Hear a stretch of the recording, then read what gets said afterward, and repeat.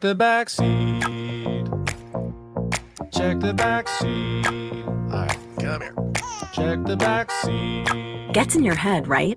Good. Because every year, dozens of children are forgotten in the backseat of a car by a parent or caregiver. All never thought it could happen to them. But with changes in routines, distractions, or a sleeping child, it can happen to anyone. Parked cars get hot, fast, and can be deadly. So get it in your head. Check the back seat. A message from NHTSA and the Ad Council.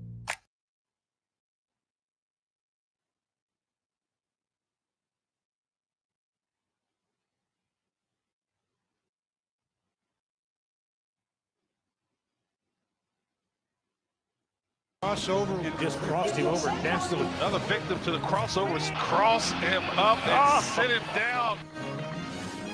Time for the crossover, powered by Everlevel Concrete Repair in Omaha at everlevelconcrete.com. John, Josh, Nick, hello. Hello, Happer. Hello. How we doing? Good. Wonderful. Great. A little sleepy, but good. Sleepy. Sleepy. Yeah. What's wrong? Get to sleep late? No, I woke up early for a meeting that didn't end up happening. Oh, no. Wait a second. That's You had a meeting? Nick, You had a meeting and it didn't happen? Did you Yep. have the wrong date? Nope, it was the right date. I even got the notification pop up in my calendar invites. Oh. Yeah. Just got here and nothing happened. What So, was the meeting about? Was it about... It's just a weekly meeting. Oh, okay. It wasn't about our awesome fun trip? No.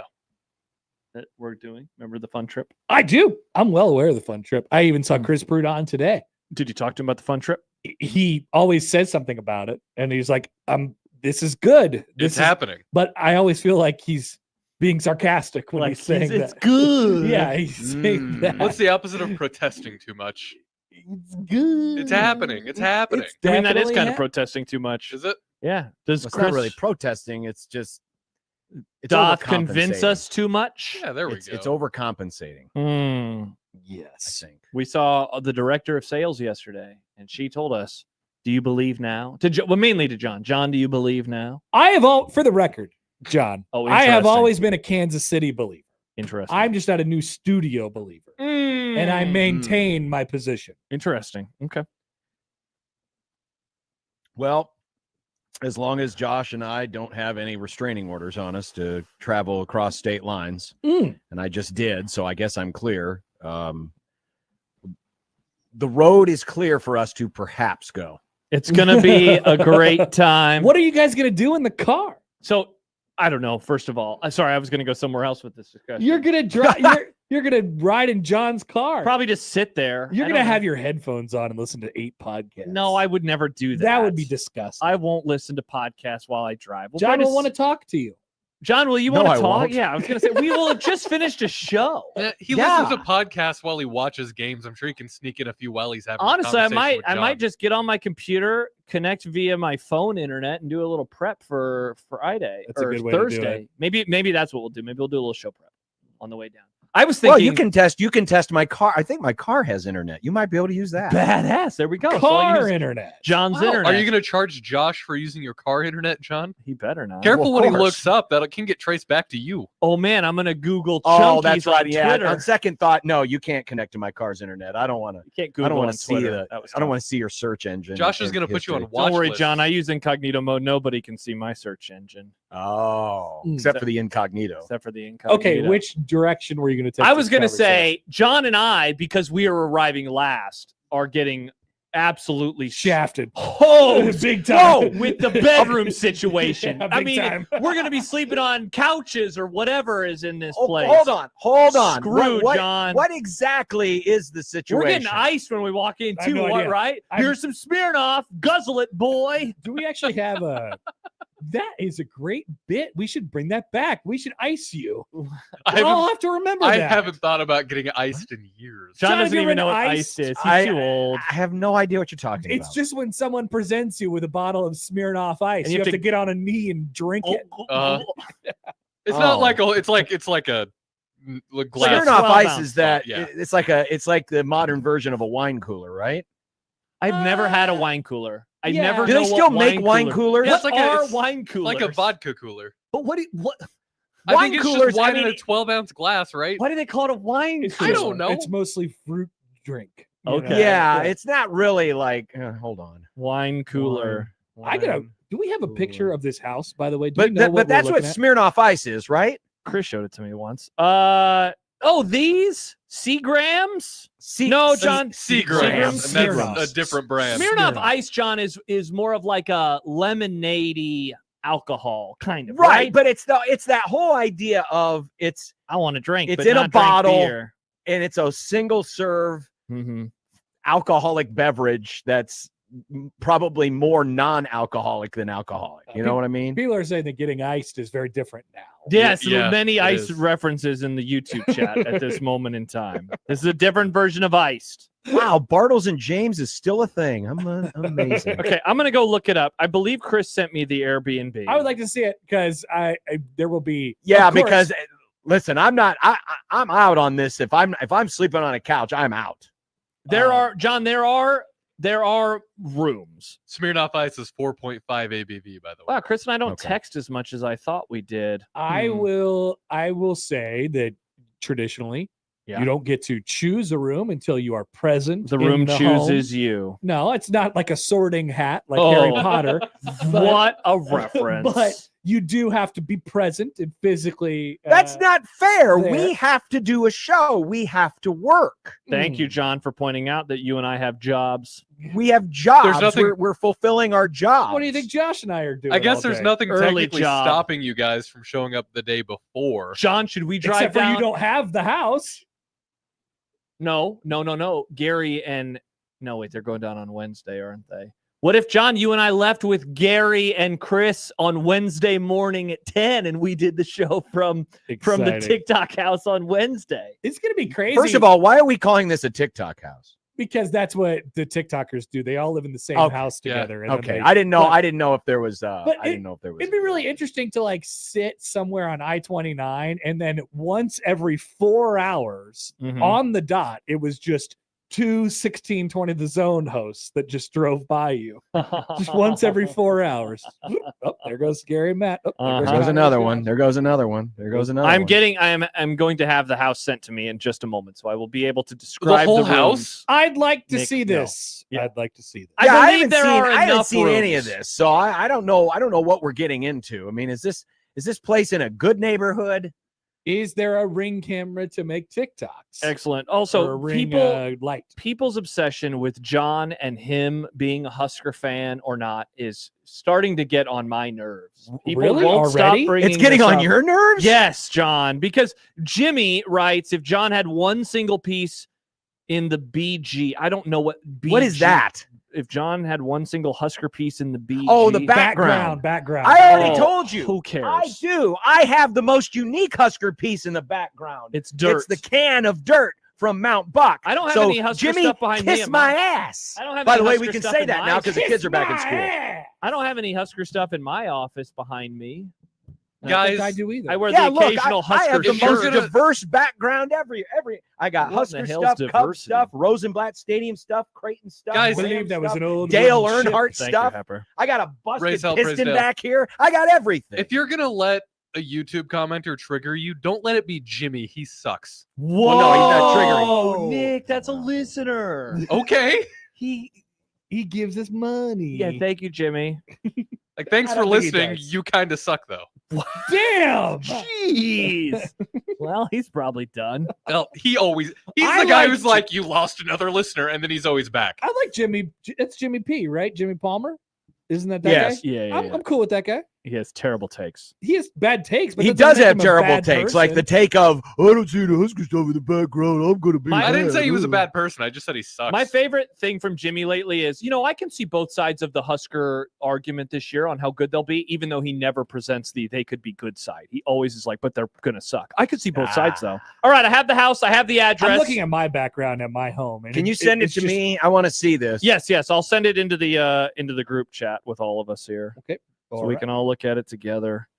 John's not in the Vegas boys chat, right? No, it's just It's me just- and Happer. Yeah. There was something that Nick sent in there over the weekend that was pretty funny. Okay. What did I say? I don't remember. Oh my gosh. This is so stupid. You're doing great, Josh. I sent it, and it says this request failed. Blah blah Can blah. you just text it to me for Text me. Yeah, Text I'll, me. I'll Yeah. text it to you. Do we have an email or something? Or Yeah. whatever? Okay. Don't fine, send I'll- it in an email. No, I'm sending it in an email. John. What's told me wrong this- with an email? Emails are good. The Equitable Bank inbox. At Nice. Equitable, we take Should've- banking personally and answer the phone on the first ring. All You right, can I send sent it you to the Zillow. TikTok I house. sent you the Zillow. All right, let's explore this house together, shall we? 4 beds, 4 baths. I'd say we're off to a good start because there'll be how many of us? Matt, More than Gary, 4. You, me, John, Otson, Prudon. So there's 7 people. So 2 people do a bed and one Ex- person gets their own bed, right? Wow, 2 own bedroom. We don't know Are about there the. 2 beds in each room? Let's unpack a little bit more. Well, I guess this I'd doesn't be show surprised us. if there were multiple. Like, is it a bunk bed situation? Chris, can you now I need you to send me the Wow, he this sent me house the is worth a lot of Airbnb. money. All right, never mind. He sent me the Airbnb. I'm gonna forward the Airbnb. Yeah, this house is not for sale. Yeah, I sent you guys the Zillow because that has photos. Yeah, But now the, also- the, The the Zillow Airbnb doesn't have photos. The Airbnb should have photos. No, the Airbnb is gonna actually have bed situation, not just photos of rooms, because these are the important questions. Oh, it's got a laundry room. Wow, I Oh, this love place the- has everything. The space. You ready for this? This is not a 16-person house that is crammed in dormitory style. This is a 3,800 square foot, 4-bedroom, 3 full bath, 1 half bath house with large kitchen, living room, basement, blah, blah, blah. Okay. I just want to know about beds. Here we go. Where you'll sleep. Living room, 1 couch. No, thank Off you. to a terrible start. Not for me. Yeah, that's not happening. Bedroom Sounds like 1. it's John Bishop. Bedroom the 1. Jasker. 1 queen bed. Living room 2. 1 couch. Bedroom 2. 1 queen bed. Bedroom 3. 1 queen bed. This is not enough beds. Bedroom 4, 2 Yeah, this is- double beds, and bedroom 5, which undoubtedly Prudon probably has stolen already, 1 king bed. The number of actual beds are 1, 2, 3, 4, 5, 6, And we have 8 people. 7 people. Now, if you need to do this right, This is a nightmare. 3 people can fit in the king bed. No. Nobody is sharing any beds with anybody. Nick, we are Nick, not. we are not gonna Cuddle we're with not your gonna reenact bros. your family reunion. This is yeah. That's That's sharing. all right. The cousins can all sleep together. They share a single bed, if I remember right, John. Our family reunions were always in the daytime at a shelter house in a park, John. We This never had to is sleep. incredible. Some There are days. 6 beds, but there are 7 men. All right, so how do we play who gets the couch? It's game? again, it's the last to arrive. It's John versus me. No, we can make this a game. We can Yeah. make we can, All 7 of us? Are we in all in the pot? This is like a rat race situation. I mean, I I'm think winning. I think Prudon probably can't lose from what it seems like, Well, just because he's the kind of boss of this one. He just texted me and said that him and Odson are on couches. Has it Excellent. already been decided? All right. Believe they are pullouts.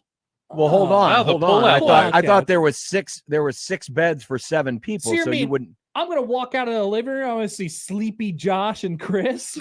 Amazing. Well, I mean, who are the early morning boys? I feel like they need to be out in the living space to make sure they can get their Well, radio that's show true going because ASAP. some of us don't get up to do radio at 6 a.m. Sorry. The last thing I want is to wake up and hear Matt screeching about some kind of take and Gary having to talk him down off a ledge or something. Talking Apparently, about how I we want- didn't forget I wanna about sleep. Alaska. Apparently, Josh Odson has not agreed to this whole pull-out couch situation. Why would I, the director of audio, be on a couch? This feels like this could be Interesting. a disaster. Oh, yeah. You know what this is? This is Gary's idea from like 7 years ago to put us all up in a hotel the week of the College World Series and have like a Survivor games. That's what this is turning into. This could be really, really bad. This could be really bad. It could be. We don't have to do last people there. I want to give you guys a fair shot. Yeah, because You again, play the only a- reason we're getting screwed here is because we do an afternoon show. We Just could play do a a straw fun little situation. game. A straw situation. Yeah, draw like the smallest straw. What if Why we don't did we like have the listeners decide? Oh, No, no. guys, that? this is great content. No, that is a terrible idea, Josh. Take that Tremendous. back. You should go right now. Wait, are you just saying that because you think people like me more than you? That- That's I not know fair. I'm gonna lose. No, I don't know, John. Matt would lose. I was gonna say we have Matt and he's young and people hate young people. We go. Sean, you Yeah, but actually we have might a be young okay. audience. Young people don't hate other young people, do they? It's just like a I Is don't this like know. a girls' locker room at a junior high situation here? I don't know. These are great questions. Go live on YouTube and do a poll question. What? Live. You can go live on YouTube, have a poll question, have it last like 5 Deal is minutes. getting worse Like- all the time. Wait, what? Why We're do we have already to go live on YouTube. When you're doing the house, when you're picking the room. We're doing it right now. Yeah, we're doing it right now. Okay. Yeah. Oh, you're saying you No, want he's- bonus he is video suggesting- content. You're he going is to be in suggesting as Chicago. the You're not director of allowed. Okay, video. my job doesn't stop. You're not allowed to participate. Yeah, but you're in not going to this. be directing any video. Yeah, Why you're going to not? be watching concerts and talking to scene girls. I was. I don't need to talk to scene girls. Wait, I'm marrying how far a girl. away is this from the stadium? Do we know? Oh, good question, John. I will find the address right Well, now. I have the actual Zillow. Oh boy, Overland Park. Wow, we're going to be really close. It's on the other. It's probably about 20 minutes. Oh yeah, it's probably 25 minutes. to Kaufman because that's where we're going to do the show from. Oh, we have a super host. What's that mean? Hmm. A what? A super host. We are right at this moment in time. We are 25 minutes away from, which is about when you'll be leaving. About 2:00 in the afternoon. Yeah. Yeah. That's good. Yeah. That's totally fine. Have we made an announcement on what time we'll be doing all sorts of special fun shows for our audience? Go ahead, announce it. We're Well- gonna. Oh, sorry, John. Well, we're on the air at our usual time, right? That's true, but then we're doing others. Oh, John wasn't a part of the. I think it was just Nick Odson and I a part of the group chat or the group email. Was it not us, Nick and Steve and Stacy? Right. So nobody knows. Do you know what we're doing? I've gotten a billion emails over the last 2 weeks. All right, so there'll be the normal morning show, the normal Happer show, and then on Sportsmanlike Conduct will be 2 to 4, and then it will be the Oh, yeah. pregame boys from 4 to 7. And who's on the pregame show? All of us, All right. the pregame boys. John, I Very think we cool. should do our will win, might win, won't win, should win on Wednesday, since our Thursday show will be so short. Just Hmm. an idea. Never done a radio show from the shadows of Kauffman Stadium That before. will be a blast. Well, it'll be inside of it, won't it? Well, aren't we on the concourse? Or That's right. something? Mm-hmm. Yeah, I guess kind of not really the shadows, like in it. Mm-hmm. By the way, Jimmy is so triggered by Nick right now. Yeah, what the He's, hell? Nick? wow. he's crashing out pretty hard. Nick, this is amazing. Also, I never thought he liked you, so this is. Yeah, no, he said that he's complimented me in the chat before, but I've never seen it. I don't recall one Yeah. single. Damn, compliment. There's a You reason went- I think you suck, Jim, and it's not because you think that I'm nice. Wow. He's going way too hard. Way too hard. I'm Who sorry, Nick is? Jimmy. I went way too hard. You just said he sucks. Okay. Can't take that back. You literally just said it 5 seconds ago. I can still apologize. I'm sorry I No. feel that way. Can you apologize for saying someone sucks? You can apologize for saying it. I don't know. What are you, the thought police? Should I apologize for thinking No, it I too? didn't say no. I'm saying you can't apologize for saying you suck. Suck is such a strong term. Saying like I disagree with your viewpoint and you're wrong, you can apologize for that. But saying someone sucks, I don't think you can apologize for that. No. That's too far because it tells your true What do you intention. mean it's too far? I mean, some of John- us like to use that word. No. I'm not saying it's too far to then It take was also back. 10 seconds ago. Yes, exactly. I mean, I'm not trying to take it back. I'm just apologizing for saying it. Mm, I don't That think should have been an inside That thought. maybe rings a little hollow. a little hollow. I would Mm. say, yeah. Oh well. Like, wow, Jimmy says this sucks. Well, Jimmy, don't worry. Nick won't be involved in our pregame coverage of Nebraska and Cincinnati. He'll be singing, when I was A young boy. I will. Mhm, Yeah. I'll that'll be great. excited to sing that. It'll be really cool for you. mhm. But he won't be So doing that really, actually the- on Thursday. What's The up, only John? thing that's being added is the extra hour of our show. Is all it is. Right? And But more people. and more, yes, and a million of us. well, no, but I'm just saying in terms of the content time. Yes. Just an added hour from 6 to 7. Right. By the way, both Sean and Chris and many others have said Matt deserves to sleep on the couch. No, he doesn't. He is the baby boy. His spine could probably take it better than yours. No, he's a broken down old man. At least that's what he tells me all the time. Yeah, but he's still got like a 23-year-old spry spine. I can't sleep on a couch anymore. At some point between 23 and 26, Oh, you lose interesting. your What is- ability to sleep on a couch. Those are really specific ages. Yeah. Mm. That's just what had happened to me. Some point between 23 and 26, I can't sleep on a couch anymore. Stibbs quoting Nick in a different way. With all due respect, you're the worst person I've ever been in contact with. That is not what I said or meant. Interesting. This conversation's going in like several different It directions. really right now. is. I've met and talked to Firearms. worse people than him. Wow, that's not a compliment. What a nice compliment. Yes. So, Good question from the 402, by the way. Does up? the trip the winner of the trip have to sleep in the house with you. I want to make this very clear. No. You're actually No. closer to the stadium. Yeah. Yeah, you're gonna have better lodge. Well, I can't say better lodging. Closer 'cause lodging. You'll have closer lodging than we will. Yes. Mhm. You will not have to lodge with us. No lodging. Though that could have been a fun prize. You get to hang out and sleep on the couch with John. Oh, What a prize. you could cuddle with John. If you told me I could spend the night with my favorite podcast, How would we decide who would get the couch if we had to decide it? if we had to, I mean, are we deciding that? I feel like it would be some sort of a randomizer situation. I don't feel like we want to leave it up to anything but chance. And I'm not talking about Oliver. 'Cause Oh, I know who why he not would leave pick. it up to chance? I know who he would pick. I know that I'm good. I'd be good with Chance. Yeah. Oh, I think all Chance, of us you in this get room, to pick. Chance, you get to pick. I think we all would feel good about that. Mhm. I know who he would pick. I'm trying to I think of do a too. category that I would lose. You know, what would have to be done in order for me to be on that couch? What would the game be? Yeah, because if we did a sporting thing, you'd feel pretty good about that. I yeah. know what it is. What It is would it? be the you know how sometimes you walk into a house and they have a dog and the dog, is attracted to you. If there was some kind of a contest where you had to, be nice to a dog, you would lose. Dogs, Come here, boy.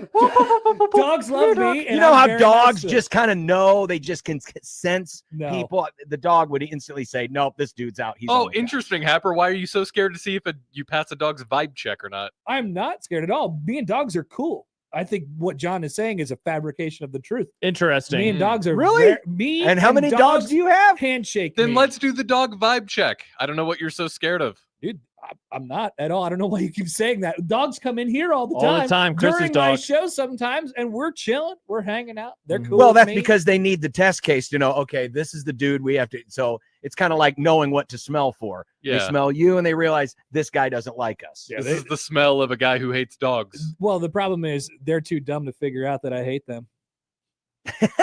Jeez, you Wow. equals Nick, dog equals Jimmy. I think it's- dogs. I think it's worse Unbelievable. Hey, because dogs, you suck, but I'm sorry. I think what Happer said is worse than what I said. No, you stop You're walking talking this about back. a person. Yeah, I'm not a, walking a it back. human being that types and has feelings and is in our chat every single day. Yeah. That helps keep the lights on of 1620 the Jimmy zone. Cotter doesn't hate them. He thinks they suck. Fix That's they valid. suck. You can think something sucks without hating it. Mm, That's true. I don't hate Evan Burrows. I just don't like the way he Ah, officiates. nice. Exactly. If it was if Evan Burrows was picking who gets on that couch, it'd be you, John. I'd be sleeping outside. Yeah. Oh, like those Chiefs fans during the We should get a Dolphins playoff celebrity. game. We should get a Oh, no, let's not revoke You don't, that. you don't have No. to conjure that, Mm-mm. Josh. That was rude, Mm. actually. We should get a Sorry. celebrity picker. Somebody who doesn't know any of us at all and just chooses off of Oh, Awesome vibes. vibes. I was gonna say use your comedy buddy, but he knows you. You're maybe friends. Maybe You it talking about would Frank be Caliendo? Yeah, I was Yeah, forget his Happer would be name. good. Your comedy buddy. my He- comedy buddy. Joe in Vegas says, let me and Jed decide who gets the couch. What about President C? Marty? Yeah. He knows us all. No, I don't know who he would pick. That's a kind of up in the air there. Well, what about like Matt Rule? And he had to decide based off of everyone's takes Well, about about his football team. Well, John is picking him to go 9-3, so I think I he- didn't pick him to do anything yet. not yet. But soon enough, John, 2 weeks from Thursday. Hey, if 11-1 gets me off the couch, You'll I'm pick taking it? 11-1. Wow. Nice. John's takes for sale. Mm. Their only loss will be to Cincinnati. All right. Max says, why don't you all do Farmageddon score prediction? Worst one gets the couch. Oh, So we pick a game. It all comes down to Kansas State versus Iowa State week 0 go clone. next Saturday. Oh my I still don't like this idea. Interesting. Well, we'll have to figure it out when we get there. I mean, it sounds like Prudon volunteered him and Otson, so I think I'll just go with that. I don't think You know, Hodson likes this. Prudon's in charge. Well, You now got to who's- follow what he says. Who's gonna get the king bed though? That First is- first that is- person to arrive. I've never expected to have a good bed. I just want a bed. That's all I care about. Hmm. I just Okay, want a room. I'll take it if it's there, but then I'd feel bad because then everybody would be talking about it on the next days where the show is like, guess who took the king bed? Oh, man. Of course it was Happer. The martyr baton for the couch person Yeah. is going to be the strongest Honestly, baton these eyes have ever I seen. think the person who gets the king bed might have it worse Because they're going to get so much crap. They're gonna get so much crap for taking the king bed. This Why is a don't- great way for you to try to convince us to give you the key. Oh man, that'd be Yeah, terrible. that's exactly. I really Connor would is hate actually it.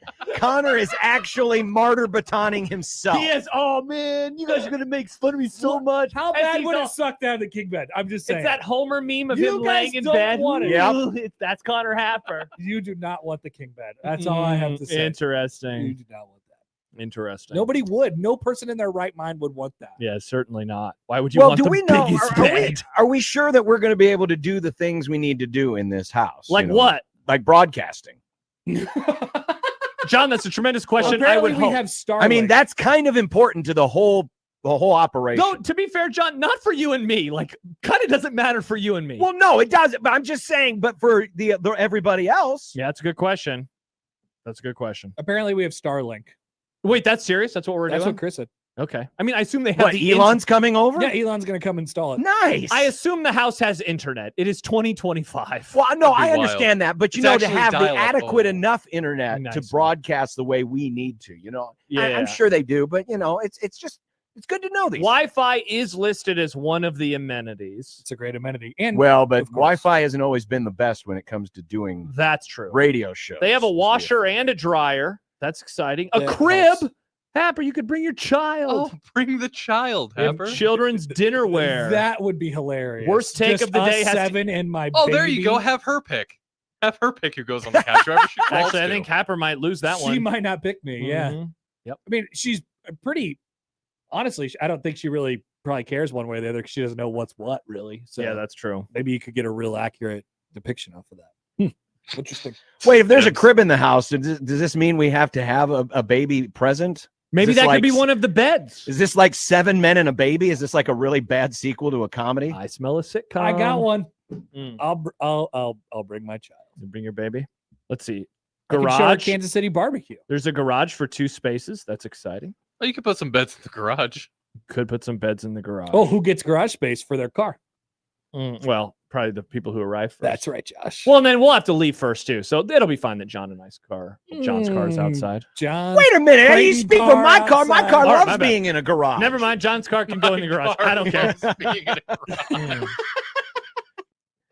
My car doesn't sleep on the couch. There is an Ethernet connection according to the entertainment. Well, that's on the good because that's Airbnb. what you need. That we're gonna need that. Oh, I thought we could just do it with Wi-Fi. I mean, you can, but don't. no, All right, I don't think we perfect. want to do it with Wi-Fi. the show is going to be great.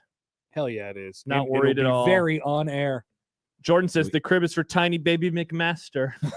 Mm. Wipe his mouth. And That could let's be tuck some him in. content Is- that you is- see coming out. That would Now, be is awesome. is there a grill and or a smoker? Are we having Wow. to cook for ourselves here? I mean, Sean, I'll you and bring I are. corn dogs. Grill deck John wants a grill deck. What time are we? I mean, John and I, where are we going to be eating? We'll probably have to eat on the road. There is no grill according to the amenities page. Oh, well, that sucks. Well, yeah, you're right. We'll be on the road at dinner Yeah, time. what are we going to have? We might have to stop at the Waffle House. That's what we might have. Waffle House. Nice. Flat Mm. City Waffle House. I love Flat Waffle City House. Waffle House. Stibbs asks, can I come do social media? Sure. Well, that's Stibbs. one more person to take a bed. Yeah, Stibbs, if you want to sleep on the floor. Yeah, you go sleep at.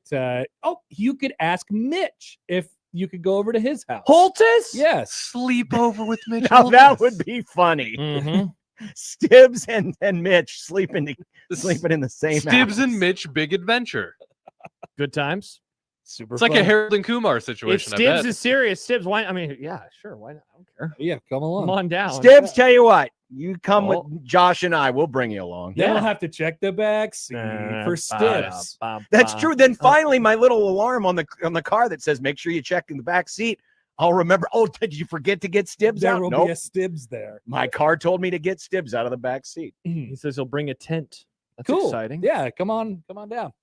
We like Stibbs. This would be awesome. Yeah. Stibbs, you're more than welcome to come. It's a make good for Colorado trip. You can be they can have 2 producers for the morning show. Him and Odson can work together. And Chris. Yeah, I'm There'll be guessing more Stibbs producers won't than be hosts. Working at 6 in the Too morning. many cooks. Uh-huh. Very interesting. Wow. Stibbs will just be going to bed at 6 o'clock. Look at this. Odson says if Stibbs comes, I'll gladly take a couch. Really? Wow, he really likes He Stibbs. gave up a bed Wow. for Stibbs? Interesting. That's Wow. crazy. He won't give up a Fascinating. bed for Connor, but he'll give up a bed for Stibbs. Wow, This is- that's interesting. Fascinating. Guess we need to get Stibbs, another you're media invited. pass. Need to get his media pass for Stibbs. Just Hell, sneak him in. Knowing Stibbs, he'll be like, I'm fine chilling out at the house. Yeah, he don't want to go to that stupid stadium. Yeah, I guess that's true. Why would he want to attend? Yeah, excellent point. He'll go to Yeah, the- because he doesn't like going to that stadium. he'll go to the No. Peanut. Or, He'll be the one guy that'll show up and still get harassed because, someone said, hey, Broncos were him. maybe he'll go check out a baseball game. Oh, wow. The On Friday? the Kansas City Monarchs maybe are in town or something. Like that. Wow. We'll figure out something. Stibbs, if you want to come with us, you're welcome to come. Prudon says if Stibbs comes, I am taking the room with the king bed. Wow, so Prudon is so Odson says I will give up a bed. Prudon says never mind, I'm taking a bed if Stibbs comes. Well, he's taking the bed so that Stibbs can join him. Oh, that's exciting. Oh, okay. Friendship. That's great. That's nice of you, Chris. Odson says not everyone is going into the stadium. Some of us are coming back to the house after USC. Give him the martyr baton. Wave it around, Josh. Wave it around. Mm-hmm. Interesting. Well, this is getting more and more interesting all the time. Yeah. It is. We got lots to look forward to. Jed guys. points out you would lose a chicken nugget eating contest if that was how this was decided. Would I lose or would I just lose to myself? Interesting. Good questions. I don't think that's been proven one way or the other. Mm-hmm. Okay. Well, that's what we have to look forward to. 12, or is it 11? It's 12 days away. No, right? it's more than It's 16 days away, Yeah. John. They're 16. not. Yeah. I'm not messed up here. It's okay. 16 days away. Mm-hmm. We have 16 days to figure this out. Well, actually 15 because we'll be leaving in 15 days. That's true. Are you gone on that Wednesday, Nope, Nick? I'll be you're here on on Wednesday. I'm just gone Thursday, Friday. Hudson says Happy New Year. I say yes. Nick called a listener sucky. And He then did. I didn't call him sucky. I Called just him a said he suck sucked. ass. That's Yeah, not what I said. You went hard in the paint. Hard in Travis the paint. Saying has a good somebody sucks idea. going hard. Yes. We could TP Mitchell. Text If hey, we Mitch, bring what's your Stibbs address again? along, we bring Stibbs along. He can go figure out. Now that's content, folks. Mhm. Interesting. Charles wants to know, is there a 1620 the tailgate while USC is going on the parking lot? Yes. We will be at the Blur Parties event, which will be at Kauffman Stadium right across the lot. Let's go. You know the And 2015 I believe- world champion Kansas City Royals. You ever heard of them? Oh, interesting. And I believe we have some tickets to give away to that tailgate, Ooh, correct? spicy. We do. I believe if you go to 1620thezone.com, not only can you register to enter our football getaway contest, Whoa, tell that me actually more. get you into the game and get you the lodging and a $100 gift card and tickets to the tailgate. But we're also giving away some tailgate passes, I believe, on 1620thezone.com. You should just bookmark it and go there every day because there's a lot of stuff to sign up for. Indeed, John. A great point. And we are doing all those things. Wow, we're doing all of those things and then some. This rocks. All right, well, there it is. Happy New Year. Happy Congrats, Stibbs, New on the Year. Mariners making the playoffs. And the World Series championship. Uh, Guys, it's not going to be the Brewers. mm. They're peaking too early. It's August. You don't want to peak in August. Maybe they'll never lose again. Remember when the They're Guardians not won? losing anymore. The year after the Guardians lost in the World Series to the Cubs, they were the Indians still. They went on like a 20-something game winning streak in the regular season. And you know what they did when they got in the playoffs? They pooped their pants against the Yankees. That is what will The happen. Brewers to the can't lose to the Yankees. unless they put That's in the true World because the Series. Yankees aren't making the playoffs. Got them. Bingo. There you go. All right, there's your crossover powered by Ever Level Concrete Repair in Omaha. When we continue, we've got the Grum Nice. next on 1620 The Zone.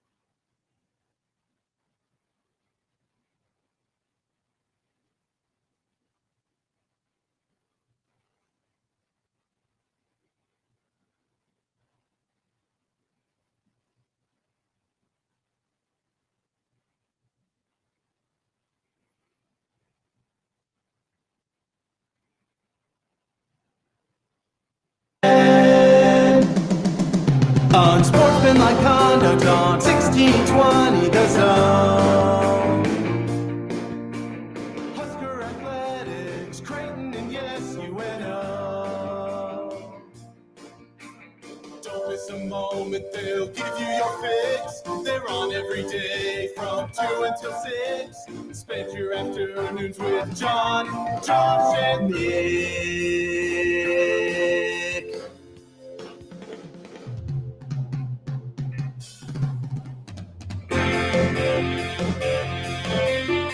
John, Josh, and Nick. They'll show you what sports talk really is. Well, the legend of Archie Miller is not going to change anytime soon.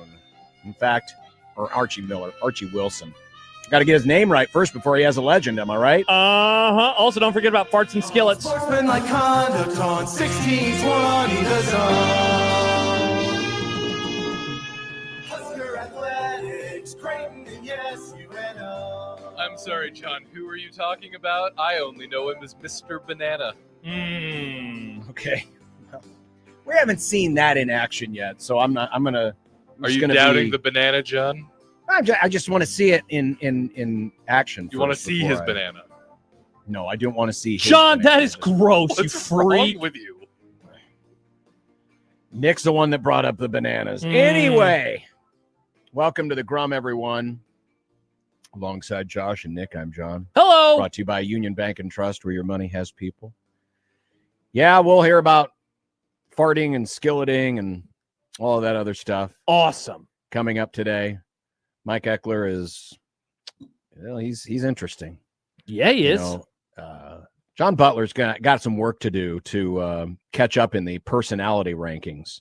He's much more, direct. Super low key. Yeah. Super whereas, low key. Matt Rule can't stop talking.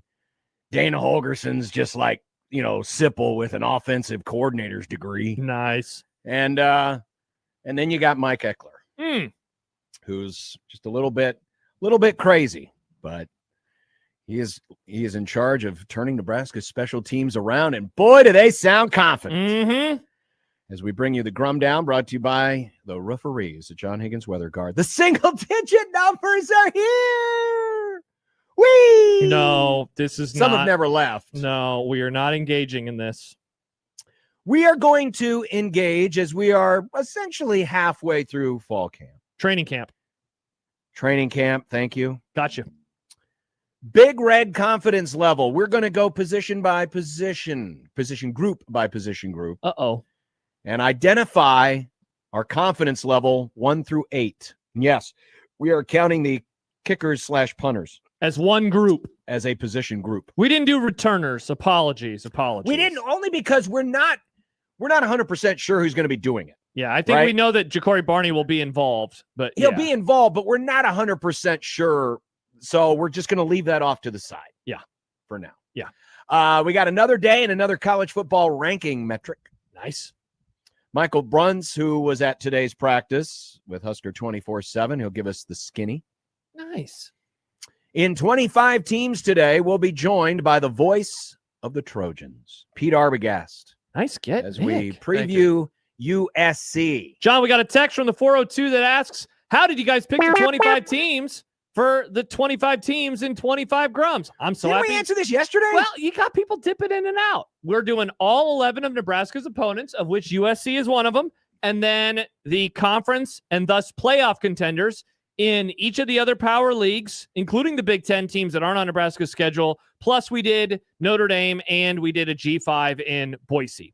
That's what we're doing this year. We're not doing the old countdown. Yeah, like this we isn't used in to. order. This isn't, based on any composite poll or rankings. Yeah, These it's a are way to just do a our little- 25 teams. The 25 teams we thought you, the people, would be most interested. Correct. But wait for next week because the final 5 bangers. Are they? Yeah. Okay. Well, good. Bangers. Well, Pete's going to be very offended knowing that USC is I'm not not bangers. saying He's probably listening right now. Wow, Pete is the new Jimmy. Are you going to say he sucks too, Nick? I'm not saying that they're Jimmy and not Jimmy. I'm not saying Pete and USC aren't bangers. But the last 5 bangers. Yep, USC not a banger. The according last to Nick. 5 are names that have come up a lot during rapid fire. I mean, so it rapid fire. Yeah, when we do the Oh, like Ohio State and Georgia, those types of Clemson.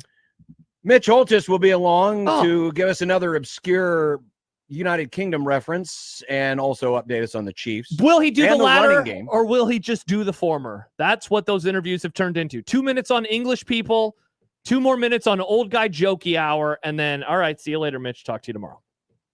Speaking of old guy jokey hour, Steve Sipple, Husker Online. Nice. Good get, Nick. Husker volleyball, budgeting for success. Mm. The cha-ching isn't just with the football team. Nice. Super hot take market, and I got a pair of them today. One that's been making the way around the interwebs the last 36 hours, and another one, Josh, that pertains to your and my favorite professional team owner, Jared Jones. No, he is not my favorite. I literally just got a text from somebody that asked, what is your enthusiasm for the Netflix doc on the Cowboys? To which I responded a 1 out of 10. By the way, I have 3 hot takes, and I can promise you this. One of them is going to trigger a large part of the audience. Okay, well, extra angry with a side of hot sauce or buffalo. we'll get that. I think I have a hot take. It's at least a take. Yeah, but you think our listeners are Okay, horrible you either people. have No, a hot take or you well, don't. because You sometimes don't I think you something's have hot one. and then I voice it and Josh is like, that's actually the coldest take imaginable. Yeah, John, we do that with John too, Nick. It's not just a picking on you situation. No, I'm not saying I'm getting picked on it. I just don't know if it's a hot take or just a take. All right, we'll But find I out have a later. take. Okay. And Shohei's in trouble again. Did he Mm. show up on John Mateer's Venmo? Mm. That and a whole lot more today. 402-951-1620, Prairie Flower Casino Zone hotline. You know, I was inviting all the good folks out there, the friends of the Grum, to go to 1620thezone.com and sign up for all of our crazy, wacky, fun contests. Well, yeah. another one is you can win a $100 gift card each week from Prairie Flower Casino. What? Just go to 1620thezone.com. Seriously, we're giving away a lot of stuff, and there's a lot of information there as well. So make sure you visit there daily.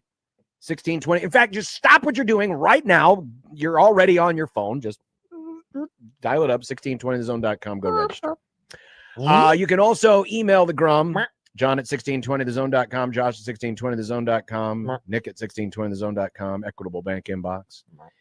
And we do have, we have an open question and a poll question on the JTech Construction Zone Twitter page. What? At USC 1620. The poll question Josh put up pertains to the offensive line. I did. And I actually put this up on my personal account at Josh Tweederson, but we did retweet it at all the usual spots. Nebraska's offensive line has been the talk of camp so far. Some are calling them a strength of the entire team. Others will say it will be the best offensive line Nebraska's had in more than a decade. What best explains your reaction to it? 4 options, John. 1, the offensive line will be a strength. 2, cautiously subscribing. 3, believe it when I see it. Or 4, not buying it at all. 4 options. Go vote right now. And the open-ended question that I asked earlier today. Who should as sleep we are on the roughly floor? Halfway through training camp, where would you rank each position group in terms of your confidence level?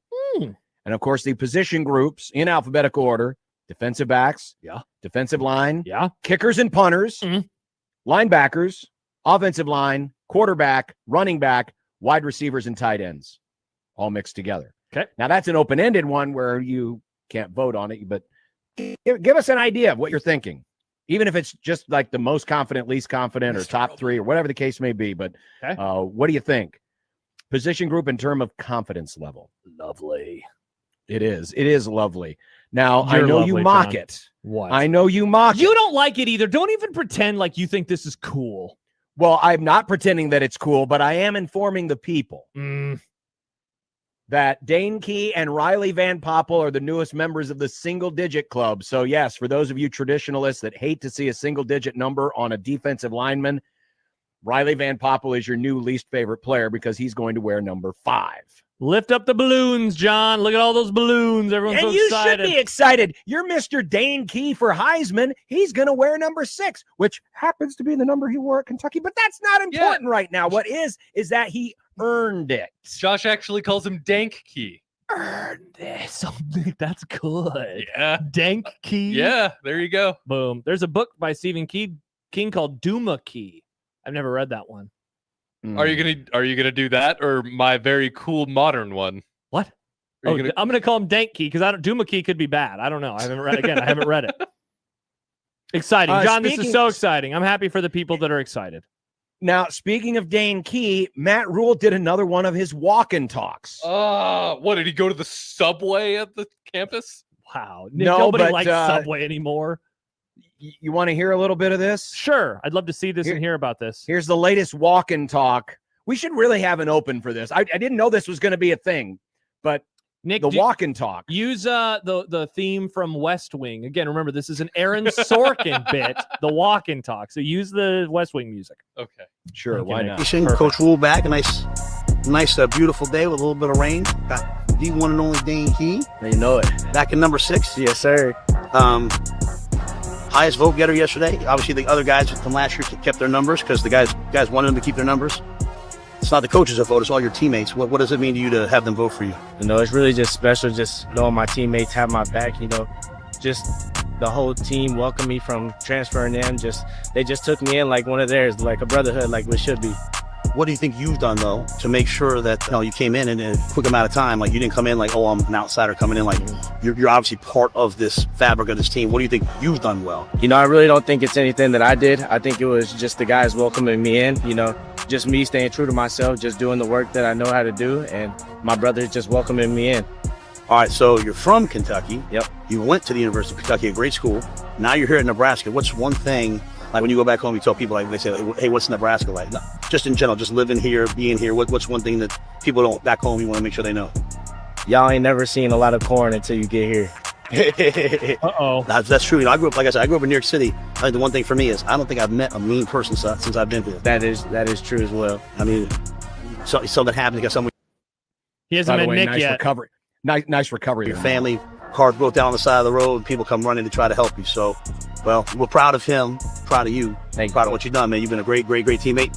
It's also one of the Sauna boys. Every day at 4 o'clock, me and him, a couple other guys, we make it happen. But all the time. It's always great when someone comes in and wants to be a part of it. So appreciate you, bro. Thanks, Coach. The Sauna Boys. The Sauna Boys. Shout What out. is this like? Is this like when boys? You know, I'm trying to think. Didn't Kramer? They always went to a sauna. You know, they were in there making deals or something. That was an I don't episode. remember. Yes, yeah, they were all That really was one sweaty episode. men. Well, there you go, the Sauna Boys. Look, but Dane Key is a single digit, Josh. He's a single digit, which means he's guaranteed to have success. The dank key to success. Dank, he dank fam. I will say this because I think it's not that I don't think that single digit thing is cool or uncool, though. I mean, who cares what I think? I'm almost 40. It's the obsession that we have with it. That said, internally, like I do think that stuff matters if his players are voting on it. So not to try to be defensive Nick over here and walk back my opinion, but that's ultimately how I feel. Well, this is hope they're what happy. they have. This is what they have done in place of having permanent captains. Correct. Right? Because, you know, the Rule believes in the Pelini gimmick of no permanent captains. This is that. I mean, essentially, because the things that get you voted a single digit are the same basic principles that get most guys voted as captains on their respective teams. So yeah, just think of Nebraska as having 10 captains. They're just numbered 0 through 9. Easier to identify. You don't have to put that captain's patch on your jersey. That's true. John emails into the Equitable Bank inbox. Good Lord, I'm so sick of hearing anything coming out of Rule's mouth. We need to get to the game so we can get to the excuses. Wow. Holy moly. Ooh, what do Really? you think the best excuse is going to be this season? We should do a tier list at the end of the season. Rules best Okay, excuse. now, Nick, that's a great idea for a bingo card. I do kind of like that. But Now, there will be in no fairness, excuses. did Rule have a lot of excuses last year? I don't know. John, I imagine will follow with an email giving us a list of a dozen excuses. I mean, who knows what could happen in year 3? Am I right, guys? Heath writes, you guys are the AM radio boys. Hell yeah, we are. That's true. We're not the song. And J-Man reminds me that in the Blues Brothers, the deal to book the Palace Hotel Ballroom at Lake Wazapamani did happen in a sauna. That's right. Here we go. They were in a sauna. Sauna there. boys. Lake Wazapamani. Hey, Hot Danger asks, why are we reading Iowa fan emails on air? I don't think John is an Iowa fan. I think this person is a Nebraska fan, though I've never read a positive email but one single time. in the inbox. So maybe John is a Hawkeyes fan. Go Hawks. No, Nick. Probably is. Wow. Probably is. Masquerading as a GBR What I want to know fan. is I think you're cool. Oh, interesting. But what about the other ones? If Nebraska does make it back as a regular winning program, what is going to happen to negative Husker fan? Are they just going to go into hiding? Well, Are they going to John, disappear? there's always another. Will they change their stripes? There's always another bar to reach. Well, they're not winning 11 games. You know, I mean, we can always kick the can down the road. Oh, listen, hey, in all seriousness, that's true, right? I'll use my favorite team. You can tell because they're here on my wall, the Cubs. Nice. When Where's they the started Nebraska winning, stuff, John? when they started winning, yeah, a lot of people are like, oh, I'm just happy they won one World Series. I'm satisfied for the rest of my life. 2 letters for you, BS. That's not true. You want to win again. Once you get the taste, I mean, remember, the New England Patriots were a garbage franchise for about the first 50 years of their garbage existence. fans, too. And then Belichick, Brady came along, and all of a sudden they started winning all the time. They didn't change they changed the bar. The bar always changes, right? Oh, yeah. So, yeah, for right now, getting to 9 wins, 10 wins, big time celebration. But you go through 3 or 4 seasons, and I don't even think you have to do that many, but 3 or 4 seasons of 9 and 10 wins, a.k.a. Bo Pelini, people will be wondering, well, what's the next one? You got to get to the next one. You got to get to the next one. Yep. And there's never a satisfaction level. Very, very, very, very few sports fans out there. Even Bama fans weren't satisfied. Are satisfied. Keena writes, John, you have the king of negative Husker fans as your co-host, according to some. Is that what people call me? The king of the negative I'm confused. fans? Who's I thought I was the hater. Now you're the hater? I What's don't know. going on? Everybody's the hater. Did you read Scribes Peterson Yeah, this week check on out what I wrote. HuskerMax.com? This is the biggest Kool-Aid guzzling goober I've ever read in my life. That's why we call you Mr. Guzzle. Guzzle boy. Yeah, but wait till next week. Oh, okay. Well, why are they then going to maybe- be bad? I'll tell. Why would they be good? It would be my first bullet point. Wow. Why That's would you true. expect them to be good? Negative The boys. negative boys. Sorry, everybody. All right, coming up, we'll talk a little bit about what was observed today at practice. Of course, we'll get a lot more of that with Michael Bruntz coming up next hour. I do have, I think, fingers crossed, some audio. We'll hear from Audio. Mike Eckler today because the first question right out of the chute was about the new punter. There hasn't been an Archie in this part of the country that has had this kind of Q rating since All in the Family. Wow. Night reference, John. My God, what a reference. Well done, John. Seriously, all this dude booms his first punt. Oh, yeah. And he'll be the most popular Archie we've seen around these parts in 50 years. Now, who was the more popular Archie? All in the Family or the comics? The Archie all in comics. the around here? Yeah. All in the Family. Go watch an episode. You'll understand. By the way, exactly we what haven't I'm said talking this. Farron, no Farron today. Yep. He's doing things. He's getting his face drilled. Ouch. Does he have a cavity? I don't know. He didn't Wow. say if he had a cavity or He not. he has to go to his dentist. His dentist name is Crentist. Thank you, John. He's going to the Your dentist. dentist's name I is hope his Crentist? dentist is Bryan Cranston. That'd be nice. Good reference. Another Seinfeld reference. Look it up, kids. All right, we'll be back. 402-951-1620. Great to have you here. It is a Tuesday as we are 16 days away from the opening game. 1620 The Zone.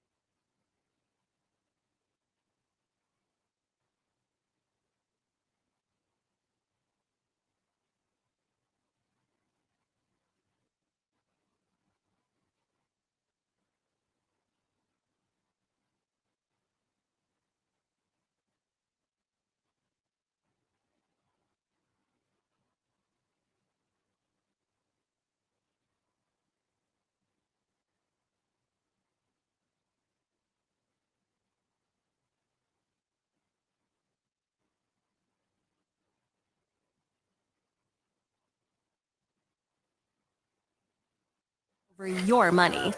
Like Doug, who runs his game day tailgate like a well-oiled machine. I got burgers, brats, chicken, dogs, plus all the fixins. And with the UBT Go app, I can track my food spending from anywhere. Pro move. They don't call me Grill Sergeant for nothing. No matter your goals, UBT helps you feel good about reaching them. Union Bank and Trust. Member FDIC.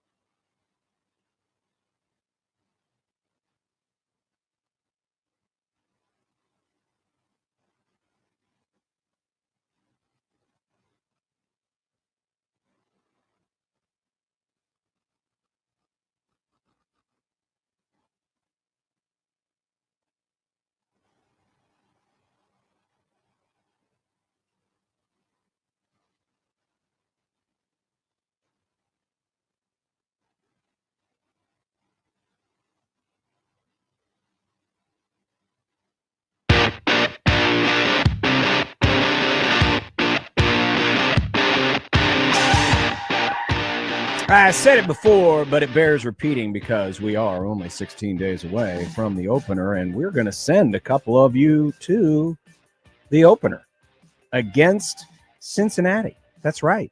We're doing that. Hell you yeah. need to go to 1620thezone.com and find out more today. So today, Nebraska went through and it was another quasi-open practice. Media got a few minutes to watch a little bit.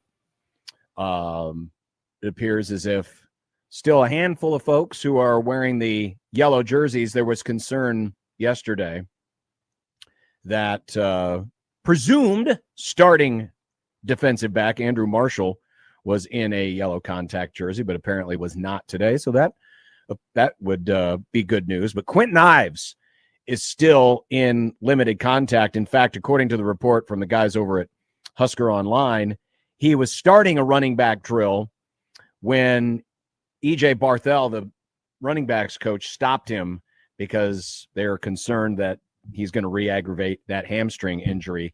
With only a couple weeks left and really haven't had a chance to practice fully, I mean, the odds of Quentin Ives being available for the first game doesn't sound great at this particular point. No. Maybe if something changes within the next 6 to 7 days, I might change my tune. But for right now, looks like Nebraska's going to have to lean on Mekhi Nelson, and it sounds like Isaiah Mosey is going to play himself into some playing time earlier than maybe we expected, considering he had just made the position move over from wide receiver. John Kemp started about 2 weeks ago yesterday, so you're looking now at 15 days in. Remember, he injured himself on practice number 1. I mean, for a while now, like, I'm going to make a comparison. Please don't take it to mean that I think that one of the other two backs is going to be, like the Iron Man of all Iron Mans. But I can't help but wonder if Ives is Wally pipped himself a little bit here, where he is suddenly now going to be buried on the depth chart. He was a player who was going to need those reps given, how limited he had actually been on the field his previous 2 years with the program, right? So I think this is really tough for him. You hope that, this injury he's able to recover from soon. But I mean, as you just said, previewing what's going on, they're 16 days away from the opener, and he has barely been able to do anything with the team to this point in time. Meantime, for fear of losing their press pass, aka Michael Severe, this was what was observed in the offensive line groupings. So right now, your battles are at tackles because we pretty much know it's going to be Lutovsky and Spindler at guard and Evans at center. The difference is what will be the tackle situation. Well, today, according to Husker Online, it was Elijah Pritchett, followed by Gunnar Gatula on left tackle, right tackle, Prohaska, followed by Kanak. And we've asked this question before. It remains open, and this is not to say that Pritchett won't actually go out and earn the job, but you do wonder if the investment, aka the NIL that they put into him to get him out of the transfer portal, could be a tiebreaker if it comes down to a tie on all fronts, or if maybe Gatula is just a little bit ahead, but perhaps that investment is going to dictate that Pritchett's going to get the playing time. This is one of the new dynamics now in this world where sometimes the money may dictate who plays and who doesn't. Doesn't mean they have to stay there. Doesn't mean it has to be that way the whole season. You can go back last year to Mazuka as an example. They certainly spent a lot to get him out of the portal, and he ended up losing that job within a couple of games. But it is interesting to see that Pritchett continues to get the first team snaps at tackle. The good news, you would hope the good news is that these guys are so close, both at left and at right tackle, and perhaps can be a little bit interchangeable, that this will be a good thing for the course of the season. Yeah, you certainly do. This has been a really interesting discussion. Obviously, we'll unpack it a little bit more with the offensive line, a little bit with the poll. But ever since that first practice, and maybe, I don't know, John, maybe we just got out over our skis a little bit. And I say we as like the Royal Collective, everybody we here, in terms of who was going out first with the team, given that was the first practice of the entire season. And so I don't think we should be surprised now that Pritchett is where he is. I get the vibe from Rule, and it is an interesting point that you brought up, John. And I can see that for sure being a thing that happens in other programs, but I get the vibe that Rule is more of a skill above investment kind of guy. What do you mean? Like, if somebody's just is better for the position, I think he's just going to go for that guy, whether or not there was money invested into him or not. Oh, yeah, and I mean, we think about this, or we talk about this, John, all the time, right? Like, I know certainly the Dallas Cowboys have a couple of former first-round picks that they are given kind of one extra chance because, well, they're a first-round pick. And it's like, man, if they're not the guy, cut bait and move on a couple years into their career. So I hope that it's best players who have earned it are the guys. And who cares how much you spent on them? The best example that I can think of, and this is a while ago now, but in the offseason that the Seahawks drafted Russell Wilson, they also signed, what was that quarterback's name, John? Flynn? Mike Flynn? Is that who it was? That guy who had been with the Packers? They signed him to a ton of money and a multi-year deal. Based on one game. Based on one game against the, Lions in the regular season finale for the Packers. A meaningless game, a Week 16 meaningless game. And what did they do? They started Wilson because Wilson earned it. So, I would hope that they go the same way. No matter how much you spend on a guy, go with the best players. All right, I'm going to take a chance here because the last time we tried doing this, it didn't work, but I think I've got the settings properly. Okay. But by the way, real quick, bring up my screen. There's so many of us. Well, not now. You should have this, right? Yeah, I got it now. But at first, it was just looking into. John, what's that tab up there? John, hub. Just kidding. Listen, John. the best tabs have hubs. Anyway, Josh's poll question. Hub. Josh's poll question that he put out earlier today, Nebraska's offensive line, because we were just on that subject, has been the talk of camp. Some are calling them a strength. Others say it will be the best O-line in Nebraska's had more than a decade. So again, the 4 option that you put up, O-line will be a strength. You're cautiously subscribing to the hype. You'll believe it when you see it and not buying it at all. And wow, look who won the pony. Over half the audience, 51%, say, I'll believe it when I see it, which isn't surprising, but in a way is encouraging, because usually if we would run this poll any other year, it would probably be north of 70 or 75% saying, I'll believe it when I see it, because we hear that all the time. But the fact that you do have others who are, either cautiously subscribing, only 15% like me, Because as you can tell by the check mark, I voted for the O-line will be a strength. Oh, 7%. Interesting. 7%. The pessimists, the Iowa fans out there, are not buying it at all. Hey, I will say, as an Iowa fan, I voted for believe it when I see it. John did follow up with us, by the way. I'm 100% a Nebraska fan. If there had been anything positive in the last decade, I would have emailed about it.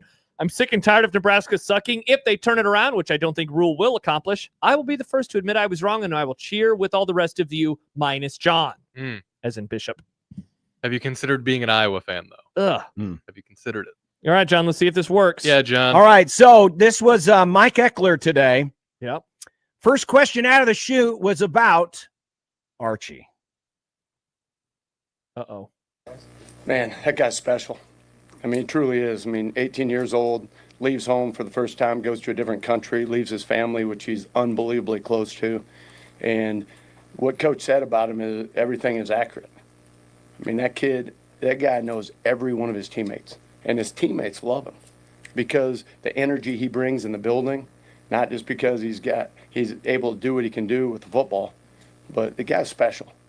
And I said it the last place I was at, and I'll say it about Arch. The guy's gonna be a damn weapon. And you got to understand this: in punting, special teams in general, every punt he hits isn't going to be a 55, 60 yarder. He'll miss hit one. That's going to happen. And when it does, I'll take it. All right, but I'm telling you, when you look up at the end of the year with his body of work, you're going to go, holy cow, this guy is the real deal. Wow. I mean, that is, you're putting yourself out there for a guy who has never played American football, has never left the country. Yep. And there was a lot more, he was very complimentary of what he is like as a person, and that's all great. But to put that kind of hype around this young man, that is a ton of pressure for a guy who has never played the sport and has just arrived from a foreign country. That is, I mean, you talk about going out on a limb. And listen, Eckler's got the juice behind him, right? Mm-hmm. He's got the reputation. He has done this before. He has had success before. So there is some credibility here. But to just go out from the first time we hear from Eckler this camp, and the first thing out of his mouth is Archie Wilson is going to be a weapon. He's already a guy in recent days who has been getting a lot of run, he being Wilson, because first of all, he's very unique. You know, he plays football in a way that we haven't seen around here before. I honestly don't ever remember a guy who could punt with both legs. So you start there. Then you bring in the fact that he is from another country.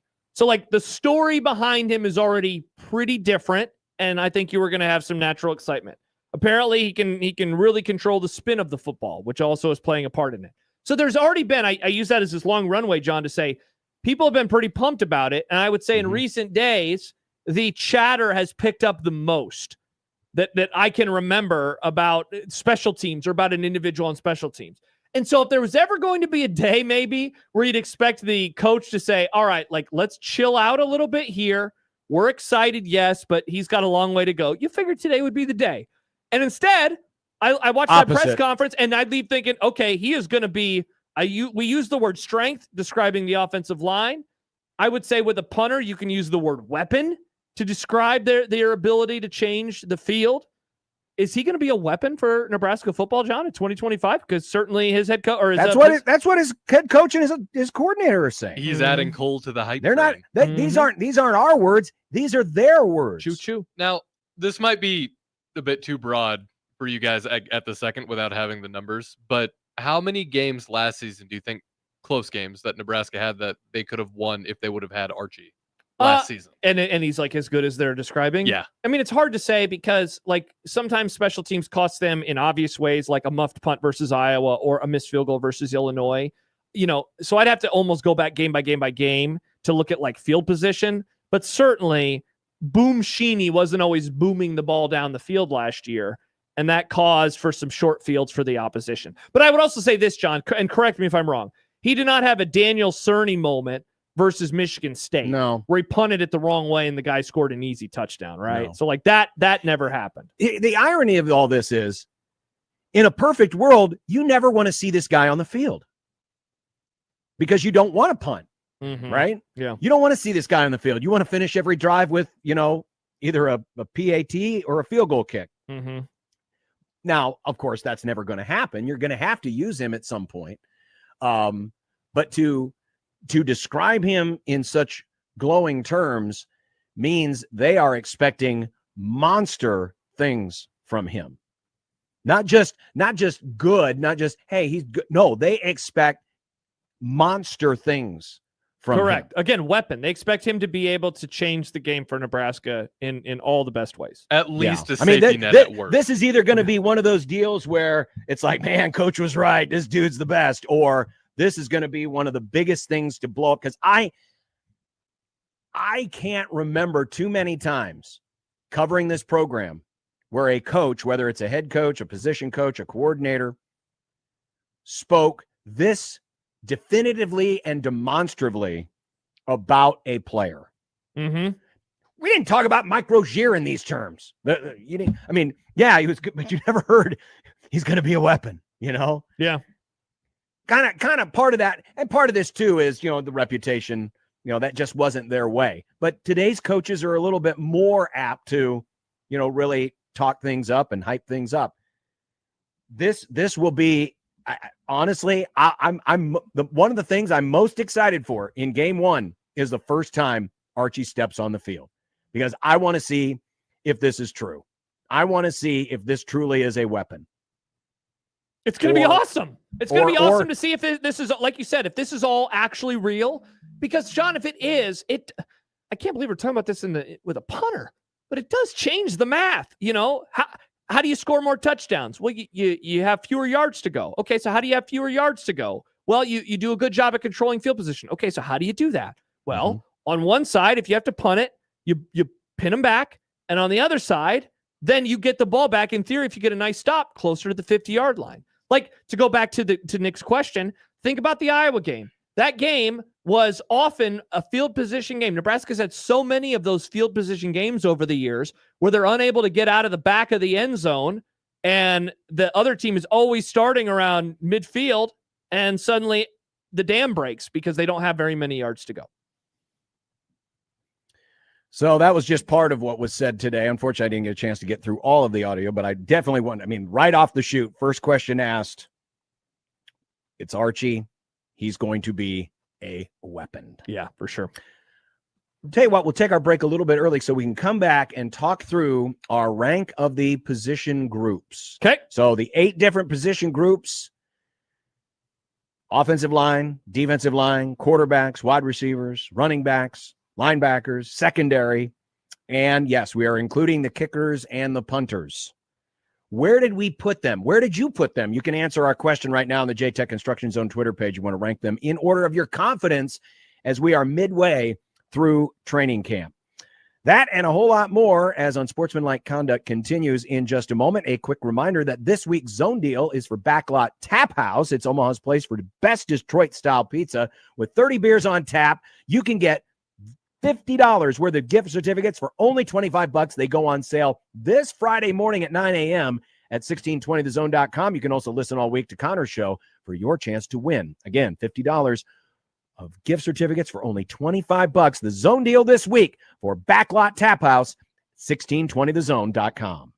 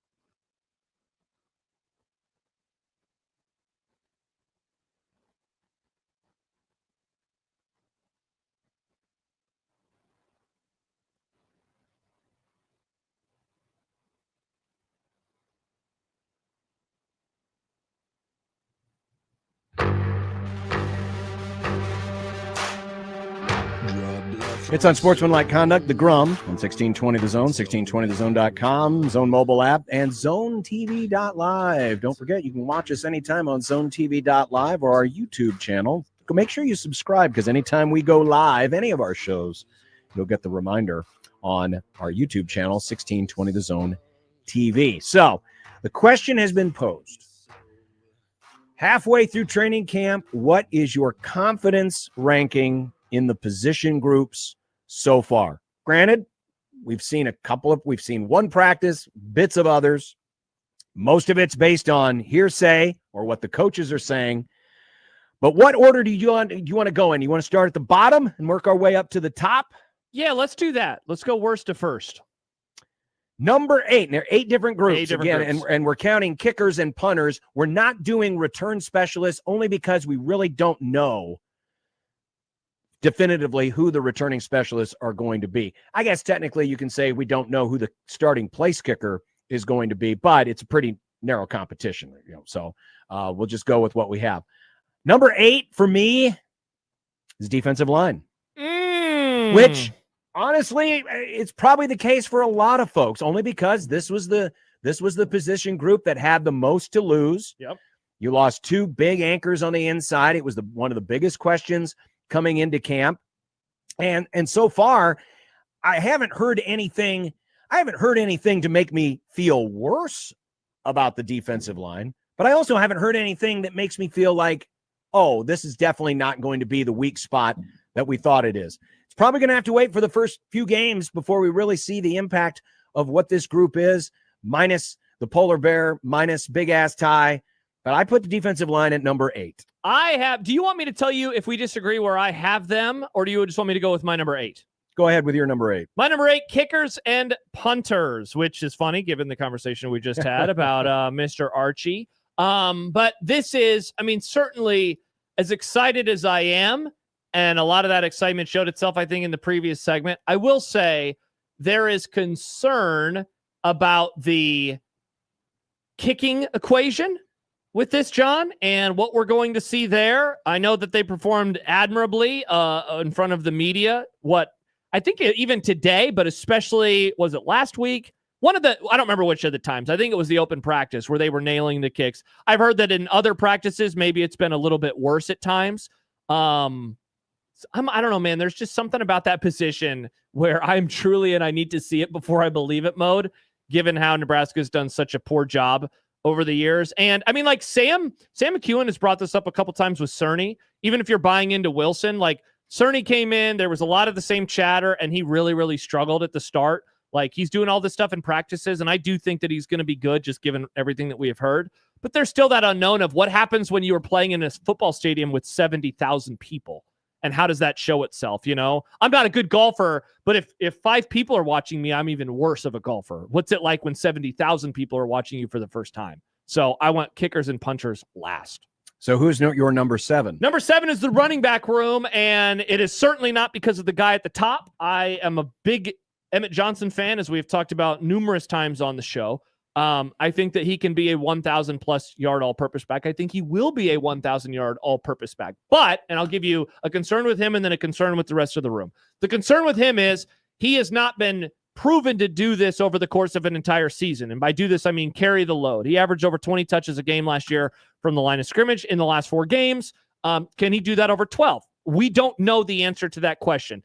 Behind him, I feel like it's pretty obvious, right? There's a wide receiver playing running back. I love what did Michael say yesterday? How did he describe? He still runs like a receiver. Still runs like a receiver. I thought that was a really apt metaphor, because immediately I start thinking of what that means to me. So you have that. I know that Rule is really gassing these guys up, but this has been a concern, a position group with concern for months, and I am not getting swayed by the chatter surrounding it. So even though I like the guy at the top of the depth chart, I still have a question about him, and then I have a whole host of questions about the rest of the room. And we are in agreement. I had running backs at number 7 as well, and I'm not as high on Emmett Johnson as you are, mainly because of what you just said. He hasn't been asked to do this. It's easy to look like the best in the group when you're the second or the third option, and you come in and, maybe the guys around you have been a little underwhelming. Well, that's not to say he can't do it. And certainly he's going to be asked to do an awful lot, but it's different being the guy who's second or third in versus the guy who's going to be asked to carry more of the load. And then, of course, the depth issue we just mentioned with Quentin Ives.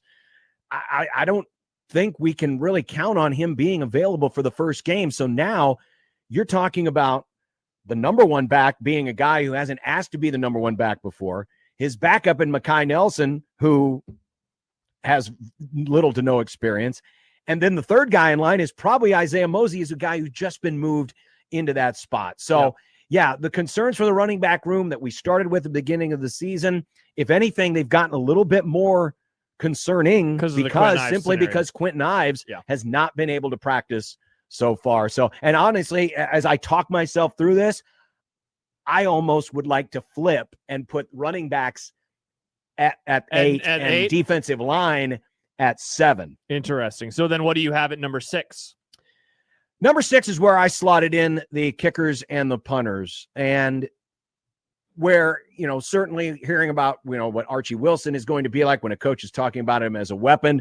You know what? I'm going to take him at his word, and because they're putting their reputation and their jobs on the line by saying stuff like that. Kickers on the other side, it's kind of wait and see. I know in the open practice they didn't miss any kicks, and it was certainly encouraging. I know they brought in the conspiracy, as we like to call him, Kyle Cunanan.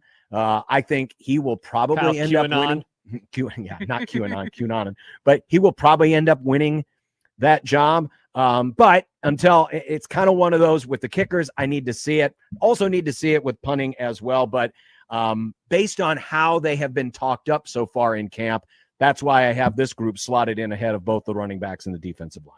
So we have the same 3, just in different order, because this is where I ended up putting the defensive line. The reason I had them a little bit higher is, we talked at various times, sometimes with Michael, sometimes amongst ourselves, about Riley Van Poppel. I'm still holding on to that Cam Lenhart stock that I've had in my portfolio since the Colorado matchup in Boulder back in 2023. I like the possibility of this group. Just need to see it actually happen. It's, they're just replacing some really good players, as you went through a little bit earlier. So this was, John, 2 years ago. Jack reminded me of this recently. 2 years ago at this time, the defensive line was like the biggest question mark on the team, and it ended up being a huge strength. Is there a world where in 3 months we're saying, wow, we got it wrong again with the defensive line? Perhaps there is. I know Severe feels that way. I put them at number 6. All right, so now we get to the top 5, and this spot for me is probably the last spot where I would say, if we were doing like percentages, my confidence level would be at 50% or less. Everything else is going to be my confidence. It would be north of 50% if we're using a 0 to 100 scale. Linebackers for me were number 5. We are in lockstep agreement on this one. I like a lot of the pieces here, John. This doesn't have to be a total diss. Willis McGahee, for example, one of the players. Vincent Shavers, some guys who got experience last year, but now they're going to be asked to do a little bit more. Jordan Ochoa has been talked about quite a bit in recent weeks as camp got going. Of course, the transfers in Watson Trent, McCullough coming in, Javen Wright as well. I just want to see a little bit more. And in a way, this doesn't even have to be a diss on the linebackers. I think it's more about the confidence I have in the other 4 positions, but I decided to go with the linebackers at number 5, just like you did. You're going to be relying on 2 guys who have not played Nebraska or Big Ten football as the presumptive starters. Certainly with the praises that Shavers has been getting, that McGahee's been getting, this group's going to be asked to do an awful lot.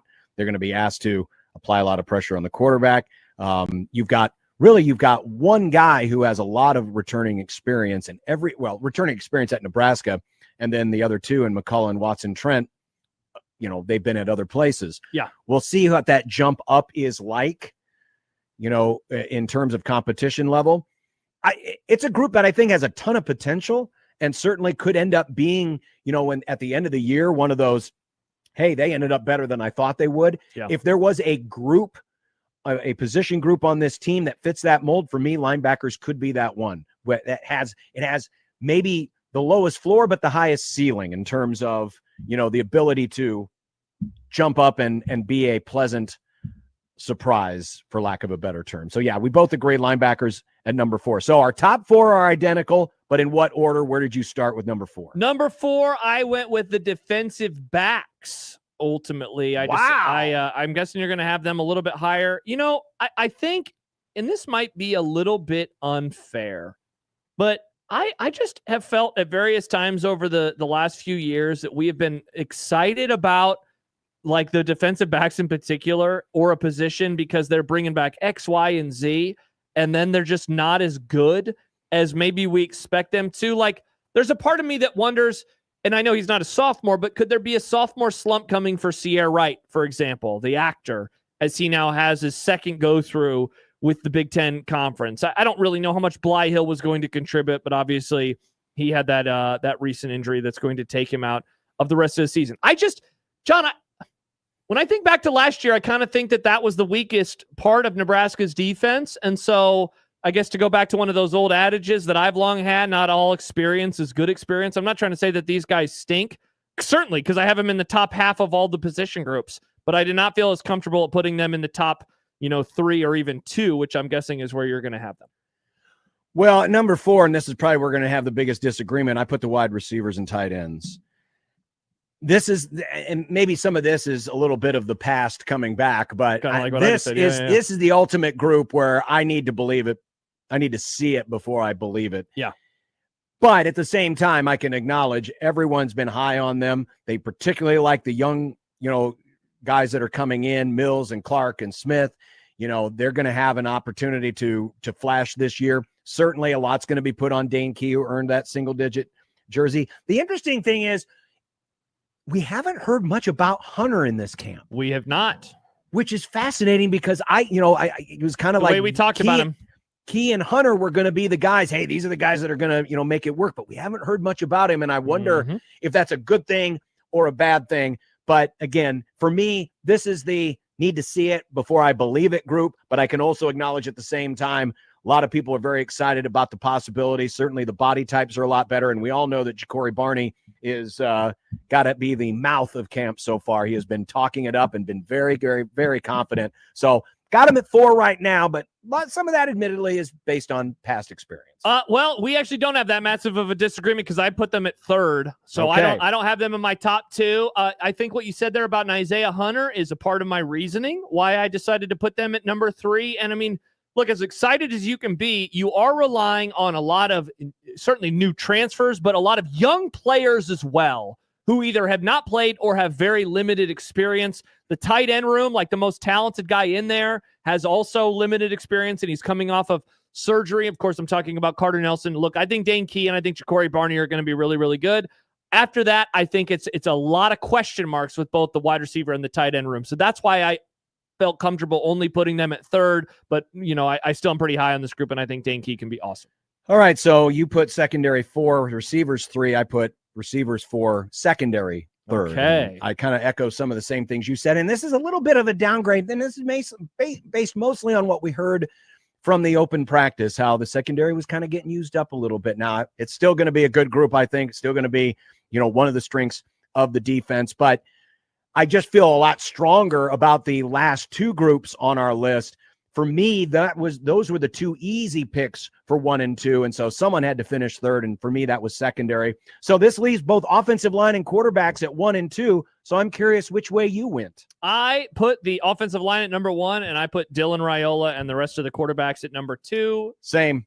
Maybe we are the Guzzle Boys with that offensive line Kool-Aid at this point in time, John. Like, are they putting wool over our eyes? Like, are they going to pull it and the offensive line is going to stink again? Like, I am very much a believer, because it's not just what they're saying publicly, but it's what I've heard privately as well. And I guess I'd say the same thing about Dylan Raiola. We didn't have a chance yesterday to play that clip that Matt Rule delivered on Saturday about him, but it really seems like he is taking ownership of the team, ownership of the offense. He's identifying things with the defense and what they are doing.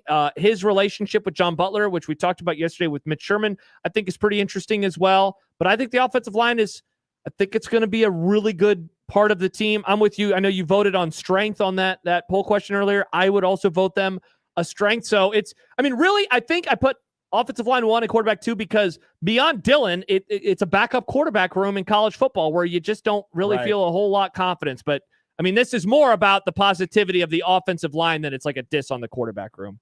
I agree. All right, so that's what we thought. If you want to give us your thoughts, you can answer our question. We put it out on the JTech Construction Zone Twitter page at USC1620. I'll retweet it here during the break. And you can rank those same 8 groups in the order that you believe you are most to least confident in. When we come back, we'll catch up with Michael Bruntz, get his observations from today's practice, and more on Unsportsmanlike Conduct in 1620 The Zone.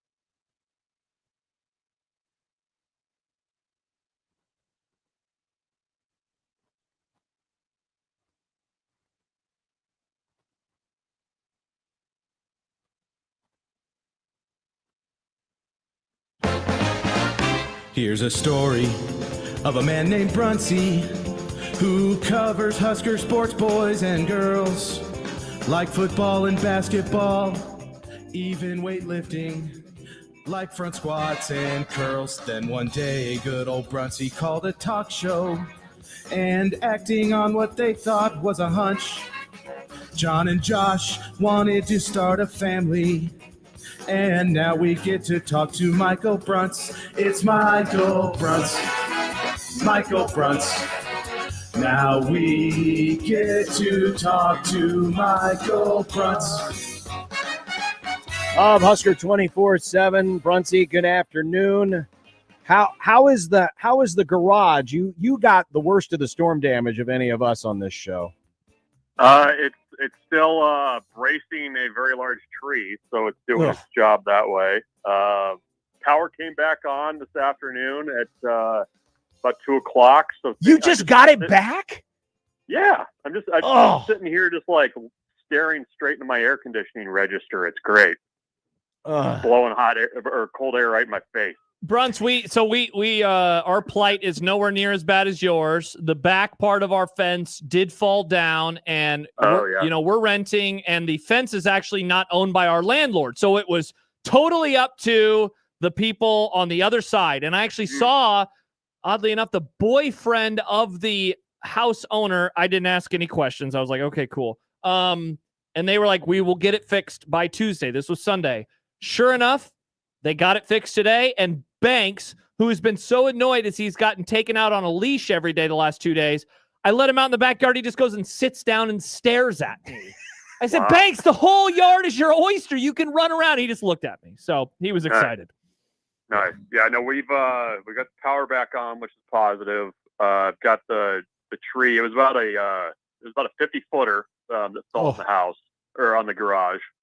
It actually split, and the neighbor behind me, it got tangled up in some power lines, and LES and a couple of tree companies had like this giant, this big old crane out on 17th Street here in Lincoln, and lifted this like just massive stuff over the houses. Like they cut it loose and then like lifted it over the houses. It was like it was like the spectacle I needed after like 3 days of no power. So it ended up okay. Well, because you've been out of the loop, the Broncos, they won their preseason game. Congrats on that. So just catching you up. They kicked their asses. Yes, they from did. what I understand. And they're pouring the concrete for the new ballpark in Las Vegas for your baseball team. So. They are. It's going to be, I'm sure that just feels great in August in Las Vegas. So yeah, just, no doubt.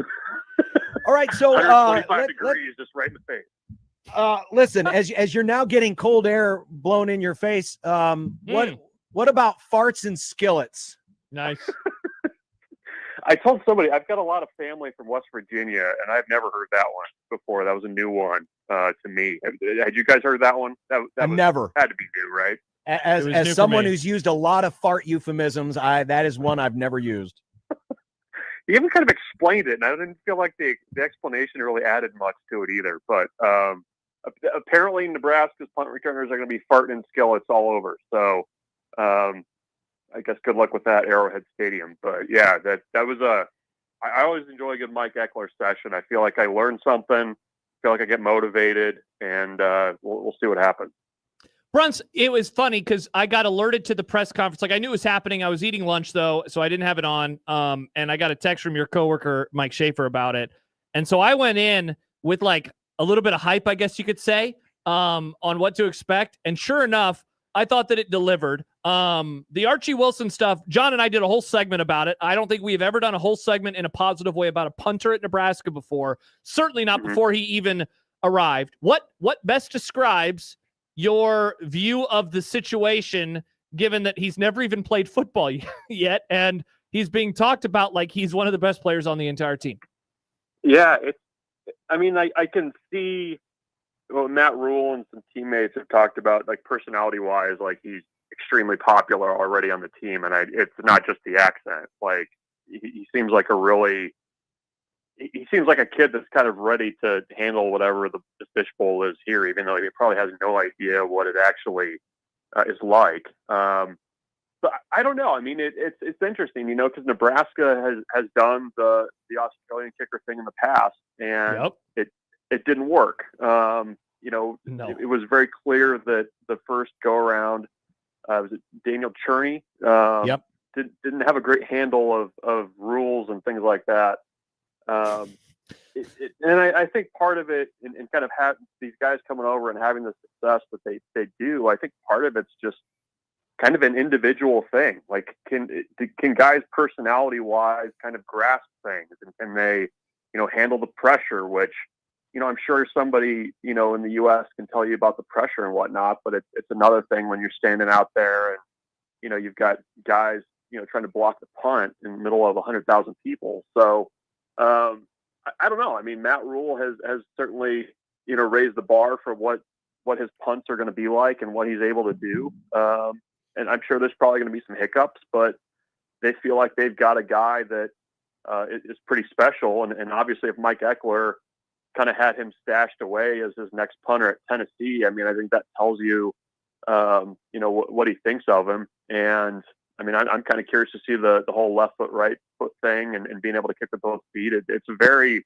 very interesting situation. And even today, we have the open availability. You're out there for 25 minutes, and then they start kicking us out, and then they were going right into the punting portion of practice, so we didn't even get to see that. But yeah, I can't recall a freshman punter talking to the media before he ever punts, or a punter being talked about this much before you haven't even seen him play before. It's kind of wild. Yeah.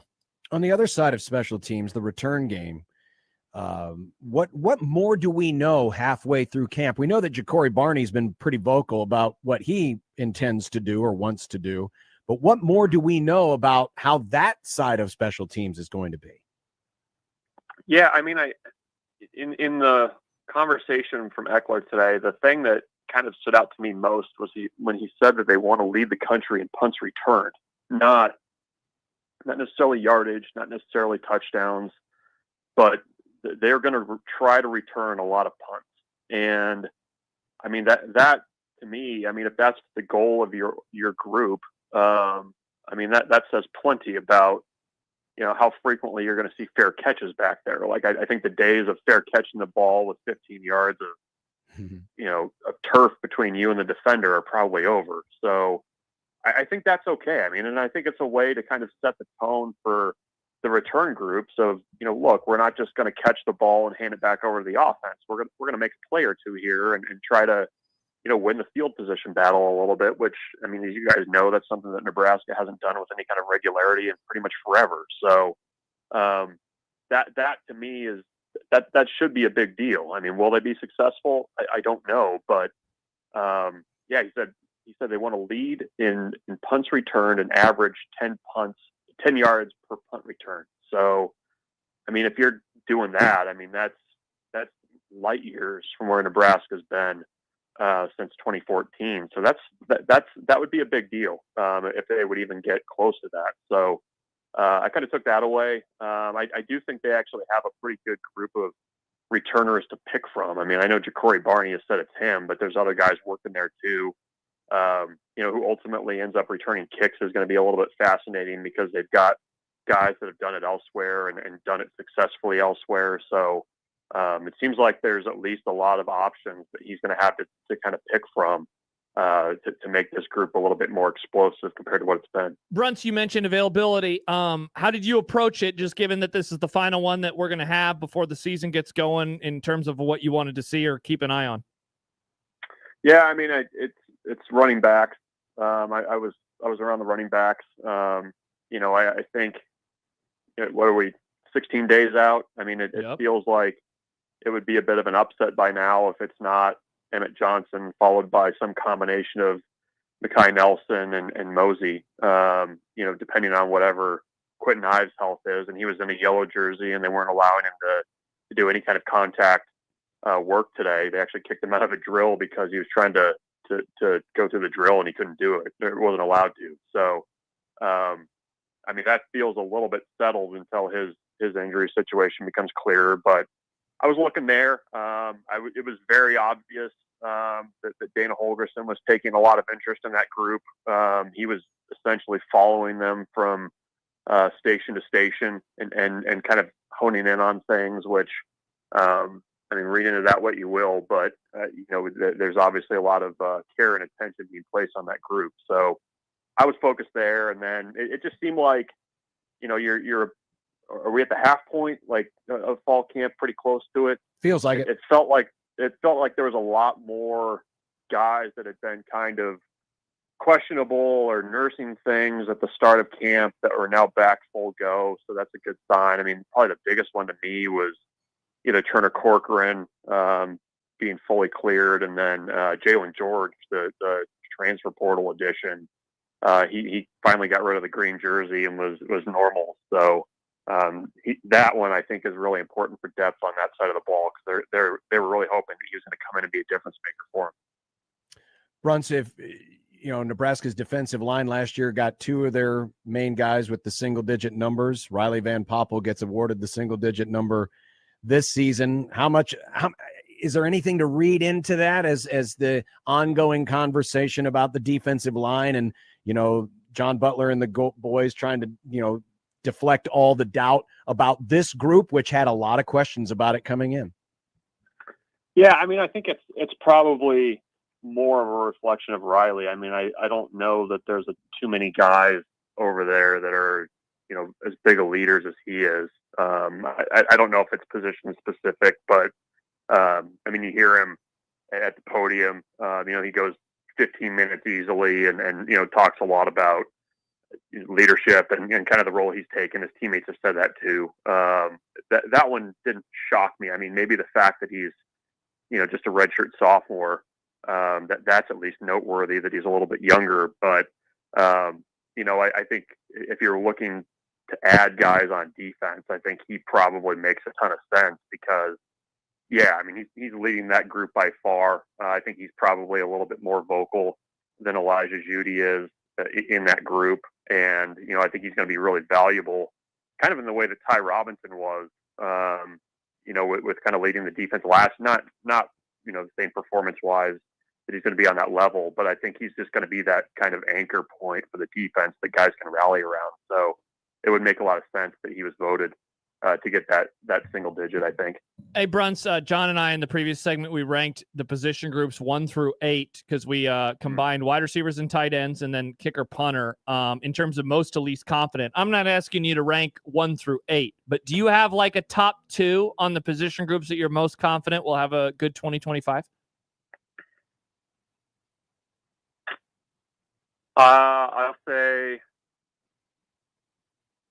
I will say offensive line. Yep, that was our number 1, both of us. Oh, all right. There we go. And I'll say linebacker. Ooh, okay. I think if you mix are we mixing the jacks in, or are they their own thing? We mixed them in. We did the whole linebacking core. Yeah. Okay. Yeah, we like jacks mixed in with our linebackers. Nice. Yeah, there you go. Well, maybe a double. I'd say linebackers. I would say linebackers. I think a lot of Rob Dvorak's ability to coach that group. Fair. I think they've got the right mix of parts and athleticism there. And I mean, even if the reason I asked about the jacks, I mean, I think guys like Willis McGahee are going to be really important to this defense. And I mean, for as good as he was at times last year, he still is not talked about very much at all. Has not been talked about much at all during fall camp. So I'd go linebacker. I think that would be maybe my upset. That would be a little bit higher than others. Michael Bruns, Husker247.com. Brunsy, congratulations on getting air conditioning back. Just in the nick of time as the weather's going to get even hotter this week. Good luck in getting all of that stuff taken care of. I know how much of a pain in the butt it can be. Yeah, no, that's all right. I've embraced flannel. I used a chainsaw a couple days ago, so I'm a new man. It's all good here. Michael Bruns of Husker247.com. Bye, Brunsy, Bruns. take care. See you guys. That is Michael Brunch joining us on the Prairie Flower Casino Zone hotline. Look at I didn't this. realize they were without power. I know that blows. That's like That's 4 rough. Right, 4 days, 4 Mhm. and a half days. Look at this comment from our fan Corpian. Why does John have a Mizzou helmet behind him? That is not a Missouri helmet. It's a That is Tigers helmet. Fremont Tigers helmet. Oh. That is a Fremont Tigers helmet. They adopted that. That's about 10, 15 years ago that sounds they about used right. that logo. Yeah. John doesn't Yeah, like Missouri. I mean, they're just like all these teams, like Omaha West Side's totally not ripping off the Wisconsin Badgers. No, we not ripped off say the Missouri that. Tigers. Don't say that. Yeah, stop saying that. Don't say that. Yeah. Sure. You're going to get them coming- upset like Nick upset a listener earlier, John. Coming up next, we're going to talk about market-derived tiers and who have been the most overrated and underrated college football teams, comparing the preseason AP poll and the final AP poll. This is just another way for you to crap on Nebraska. No, That's not John to me. Nebraska. Not me. Why would me as a Missouri fan, as a Fremont Tigers fan, Wait a rip on minute. Nebraska? Why would I do that? We'll continue with more of Unsportsmanlike Conduct in mere moments on 1620 The Zone.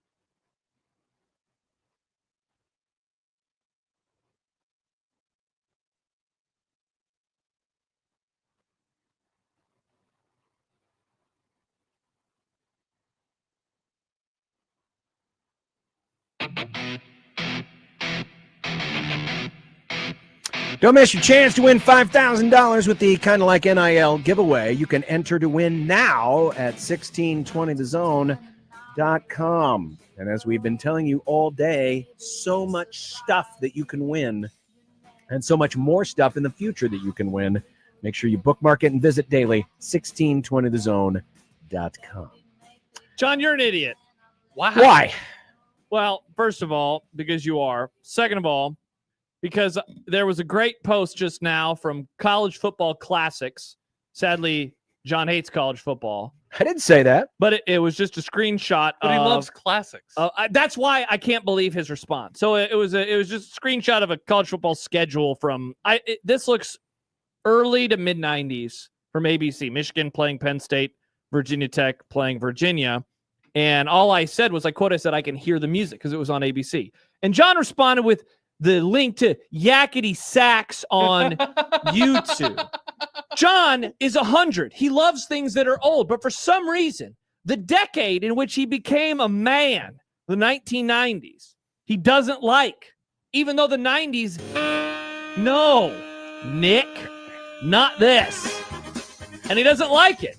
It's sad. It's depressing.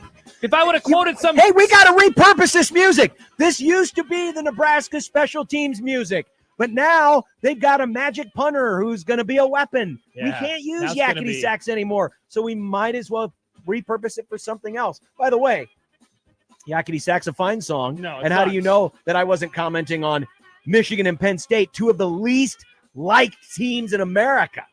Because you weren't. You were talking about... I tweeted about the music. I didn't tweet about the matchups. You're a moron. Let's take a look at a little thing called market-derived tiers. What is, the J. hell Bud Davis. words are those? Yeah, these are more Sax. nerdy college football words from college football nerds like J. Bud Davis. Take a look at the periodic table of elements. Yeah, John, you can't make fun of me for playing D&D when you look at things like this. Yeah, that's a good point, Nick. Excellent point. This is your sword of Zanzibar. But this is more interesting to our listeners than Dungeons and This Dragons. is your Swords of Zanzibar. BCF toys. But these are using FBS Vegas win total, so it's incorporating gambling. Okay. And also factoring in schedules to develop a power rating for each team. So the power rating it's very similar to Bill Connelly, right? Bill Connelly's formula is essentially how many points better is a certain team against an average college football team. Okay. This is really the same measurement. And this is what they have come up with in the year of our Lord 2025. And if you take a look, the best in FBS, the 4 top teams. Yeah. Ohio State, Penn State, Oregon, and Clemson. John, where's the number 1 team in the country, the Texas Longhorns? There's no SEC teams. Oh, I told you. In the best in FBS, somewhere Paul Feinbaum is pulling out whatever hair is left. Oh, he's so mad. He's so mad right now. Then the next tier, top 10 quality. Top 10 quality, not just top 10. It's top 10 quality because obviously there are 7 teams here. That would make 11 if you count the 4 up ahead. But yeah. Top 10 quality includes Notre Dame, Hmm. Texas, Alabama, Georgia, Michigan, LSU, and Miami. What in the world? Texas is the 6th best team in the country, according to J. Bud Davis. Now, remember, this is factoring in the win total and the schedule. So a lot of the SEC teams are probably getting docked a little bit here because of strength of schedule. More on that in a minute. Okay. But now in the category of top 25 quality. Okay. You've got Florida. You've got Indiana. Let's go Hoosiers. Overrated. Wow. Oklahoma. Possibly overrated. Way overrated. Ole Miss. Iowa. Way overrated. Go Hawks. You said their name way too early. Southern Cal. What? Illinois. What? Tennessee, Texas A&M, South Carolina, Louisville, SMU, Washington, Nebraska. Yes, Nebraska makes it into the top 25 quality, just ahead of Auburn. Nice. Suck on that, Auburn. So what I did was I went in and looked at Nebraska's schedule, And so here's what Nebraska is going to be facing this year. They're going to face one of the teams in the best in FBS, obviously Penn State. Yeah, they good. They're going to face one team who is considered top 10 quality. That's Michigan. They will face two teams that will be in the top 25 quality, which is where Nebraska is, and that is, of course, Iowa and Southern California. Mm-hmm. Then in the potential top 25 quality, Minnesota, Michigan State, and UCLA. And then finally, the teams that are listed as above average, Cincinnati and Maryland. Okay. The team that is below average, Northwestern. And among the worst in FBS. Holy God. Sixth from the bottom of the entire FBS comes Akron. And of course, Houston Christian not involved. So that's what Nebraska's schedule shapes up like in this particular metric, market-derived team tiers. Again, using the Vegas win totals plus schedule strength to rate these teams based on those metrics. Our friend Corpian writes, are you saying Nebraska has a hard schedule? The funny thing is, most people think Nebraska doesn't have a hard schedule. They're only playing one team of the four. And then only one in the top 10. And they're only playing one of the others in the top 10. And some might say, like me, Michigan probably isn't going to be in that quality for the rest of the season. Well, hey, let's just compare it to the team that they play on Black Friday. And so we're going to have to do this together, John, and kind of bounce around these graphics just to kind of try to figure it out. But we can go little tier by tier. So they open against Albany. I forget, Albany, that's a real team, right? That's not FCS. They're FBS. They're probably down in the slot tier. Are you calling FCS teams fake teams? Is Albany down there? Let's see. I'm trying to see their logo. And who are we talking about? I want to do Iowa. Oh, Iowa. Yeah. Yeah. Albany. Where's Albany? They're a sloppy team. I know you like them sloppy. Is Albany division is FBS? I was asking. You apparently weren't listening to me. Okay, Tony says they're FCS. All right, cool. We can move on. Yeah. Iowa State. Let's go back to the previous page because Iowa State will certainly be on that page. The Clones are in the potential top 25. They're the last team. Last team there. UMass. They are in the slop tier. They are a garbage football program. Yep. Rutgers on the road. Rutgers is a potential top 25 team. Just a couple of slots ahead of Iowa State. Then they have Indiana. So they have Indiana's one team in top 25 quality. They have Wisconsin. Wisconsin is the third team in the potential top 25 quality. So real quick, we're going to pause at this moment in time. Iowa so far, and I have only read 6 of their games, has 3 top 25 potential teams at this moment in time, matching the number for Nebraska. All right, let's keep going. Penn State. We obviously know they are near the top. Minnesota is a Nebraska opponent too, and that is a team that is in potential top 25. So that would make it 4 for them. They play Oregon, John. Oregon's best in FBS, so Iowa's got 2 of those 4. They play USC. USC, of course, right next to Iowa. They're in top 25 quality. Michigan State, like Nebraska, they play them too, potential top 25. And finally, they play Nebraska. John, that is a way tougher schedule than what Nebraska has. So, yes, it is. Look, we're not going to do this with every team, but I was just trying to answer the question that we got from the listener. I would say that this is not saying Nebraska has a super tough schedule. They have 1 in the toughest category, 1 in the second toughest category, and then only 2 in the third toughest category. This is probably the schedule that you would want to have. Yeah, and by most people's estimates, K Ford as well. K Ford had Nebraska, what was it, the 3rd easiest Big Ten schedule? Mm-hmm. So yeah, that's that pretty much jibes with all of that. Listen, you're not going to play everybody at the bottom of college football. Correct. You are in one of the 2 big boy conferences, and you're going to have to face some of those teams. So we talked about it yesterday. It's a very favorable draw, and next year it is not, at least on paper, it's not as favorable. So that is among the many reasons that they need to take advantage of it this year, because you will not always get a schedule this good. People used to complain about Iowa's schedule every year. Iowa has an easy schedule. Iowa has an easy schedule. This year they do not. They have Oregon and they have Penn State. So right there, they're already starting behind. Like, if you are going to split up the Big Ten, if you're going to have 2 powers, you would want one of the powers to be Michigan, and you would definitely want one of the powers to be Michigan early in the year when their coach isn't going to be on the sidelines. Because Bryce Underwood could turn into a great player, but you'd rather play him in September than you would, I think, in October or November. Nebraska's schedule very beneficial this year. Very beneficial this year. I mean, if you were just looking at this linearly, and thus every team ahead of Nebraska will beat Nebraska, every team behind Nebraska will beat Nebraska, this says Nebraska goes a minimum of 8-4. 8-4, correct. Yeah, and Jimmy, he points out Iowa always has an easy non-con. They might, but Iowa State's good, and Nebraska's team in Cincinnati, at least according to these numbers, much worse than Iowa State, and it's not a rivalry game. Yeah, so, I mean, Iowa has a better non-con schedule than Nebraska does, but, you know, it is what it is. You know, that's what that's how they decided to do it. Yeah. So on to overrated and underrated. Friend of the program, now at On 3, Brett McMurphy, went back 10 years to identify the most overrated and underrated. And all it was a simple exercise of comparing the preseason AP poll to the end of season AP poll. And here is what they came up with. Here are the 25 most overrated teams of the last decade. So 2014 to 2024. The most overrated team of the decade is USC.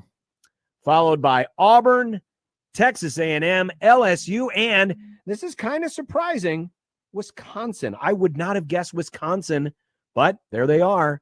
Number 5 most overrated team. And, of course, a little bit later down. Now, some of this, too, is you get schools like Alabama, for example. They show up at number 15. Ohio State is at number 25. A lot of this is because they start at 2 and when you you finish start at 3. very high to begin with, all you need to do is fall just a handful of spots. Yeah. And it's going to dock your score. So not all of this is necessarily overrated. More it is, you know, you're kind of being punished for being consistently good and always rated near the top. I think, by the way, USC, I was just thinking of recent years. 2 years ago, 2023, they started at 6 and they finished unranked. They at one point lost 5 out of 6 football games, starting with an absolute beatdown in South Bend versus the Fighting Irish. You mentioned Wisconsin. I am guessing that they are most hurt by some of those middle Paul Chryst years. Like in 2018, I'm pulling it up right now. I'm pretty sure they started in the top 5 in 2018. Yeah, they started at number 4 and they finished that year unranked. And so I think that a season like that, they were for a while in a way like Nebraska, where they were always getting propped up really, really high because they had earned the benefit of the doubt. And so all it takes is for you to be viewed as like a preseason top blank team and then really start falling on your face. Like COVID, they started in the top 15. They finished unranked. 2021, they were 12th in the opener. They finished unranked. So part of it was they just started so high and they finished unranked just a few times. By the way, every national champion that won in this decade, 2014 to 2024, is on this list. Yeah. LSU is on this list at number 4. Alabama's on this list at 15. Georgia at 14. Clemson at 16. Michigan at 10. Ohio State at 25. And obviously a lot of big brands. Big brands tend to be more overrated than others. Correct. You know, the Florida States, the Oklahomas, even Nebraska, who shows up at number 20 on this list. You get a lot of big brands that are here because, and this is one of the arguments the folks use against having a preseason poll is, well, it's just favored to the biggest brands. That's true. But remember, this poll no longer has any determination of who wins the national championship. It's just an opinion poll. By the way, Nebraska, and we were talking about their rankings in a recent episode of the show. They started 2014 ranked. They started 2019 ranked. Otherwise, they have started unranked every single year. So it's pretty interesting that they still found a way to show up in the top 25 of this, even though they have not been a team that had high expectations on them at all. The most underrated teams of the decade. BYU, number 1. Interesting. Northwestern. Oh, plucky underdog Northwestern. That wouldn't upset Jack Mitchell at all. Boise State at number 3. Hell yeah, Broncos. TCU at number 4 and Iowa Hypnotoad. at number 5. Go Hawks. Why do you say it that way? You know, This is a positive thing for your stupid school, Nick. go Hawks. There you go.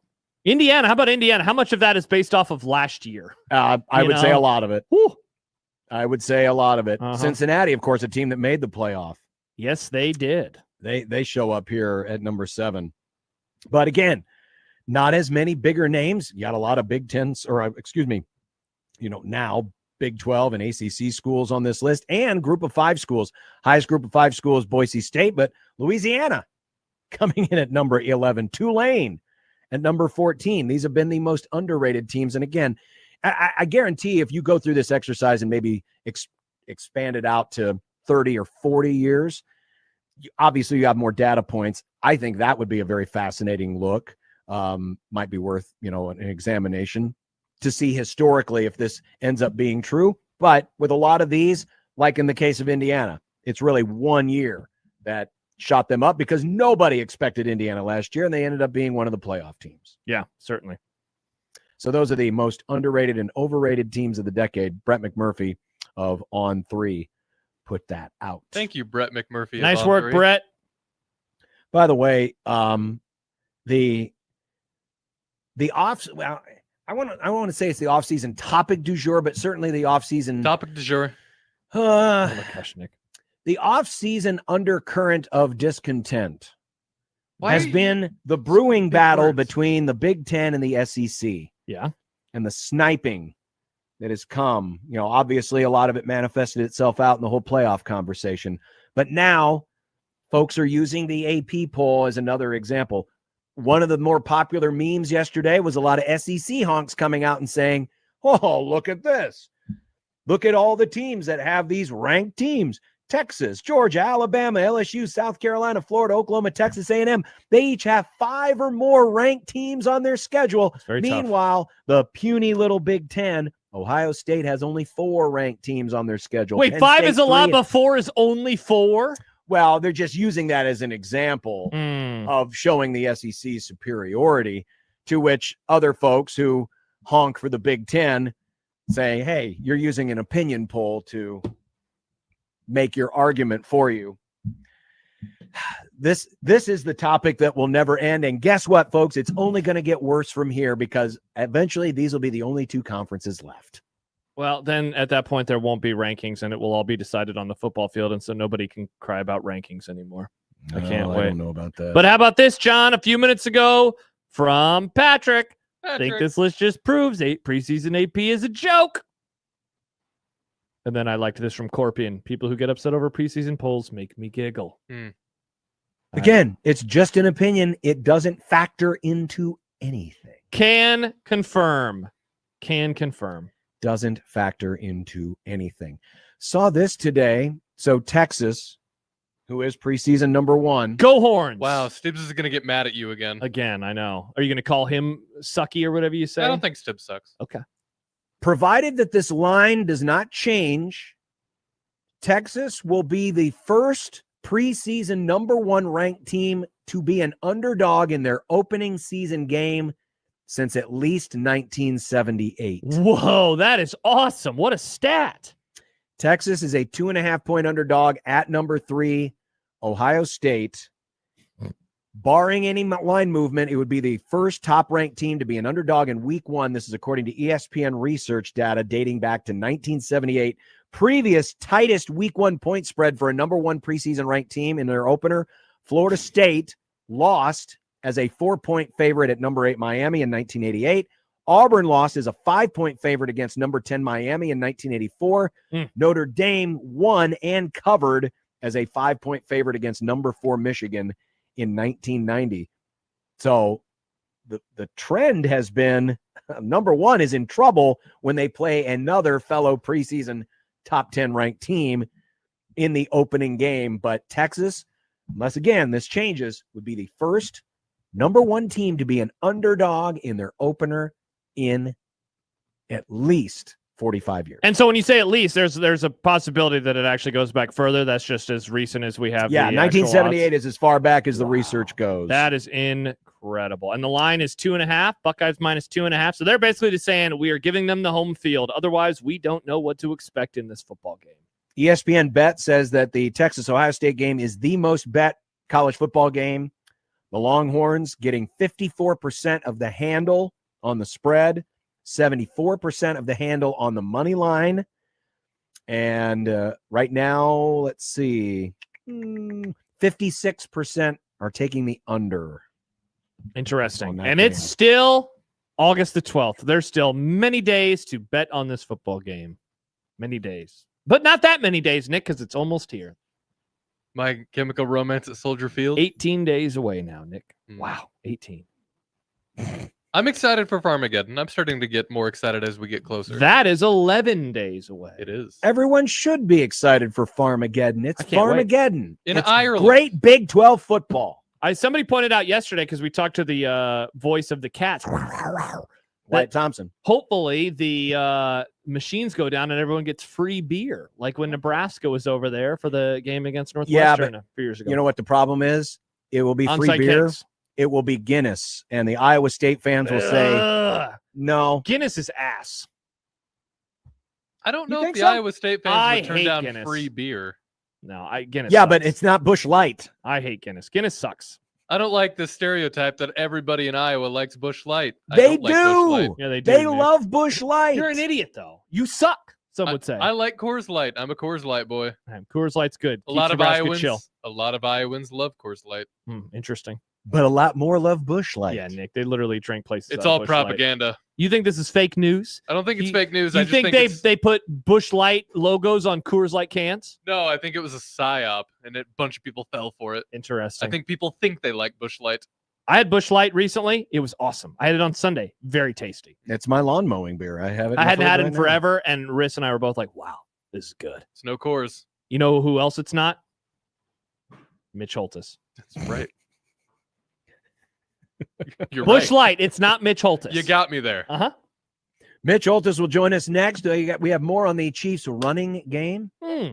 Come running, boys. And also still to come, Stephen M. Sipple. And we're going to talk USC football, the overrated USC Trojans, according to the last 10 years. And hot take market, John. And hot take market. We got a lot of hot takes to come. So if the weather's not warm enough for you, the hot takes will be even hotter. 1620 the zone.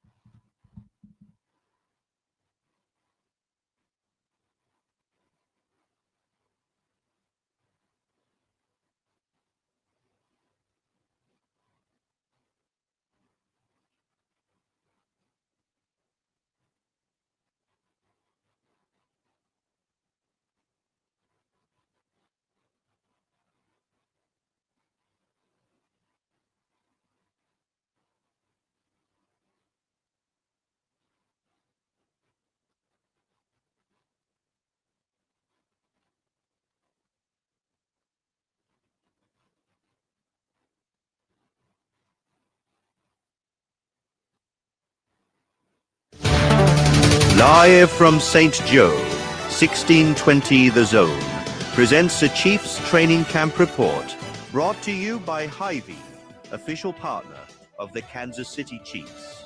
Now, here's John and Josh with the voice of the Chiefs, Mitch Holtis. The guys are rolling, excited to what's come this season. Most importantly, the fans here, they bring the energy out of us, and you get to see a lot of new faces. When you went into this offseason, what were your priorities personally?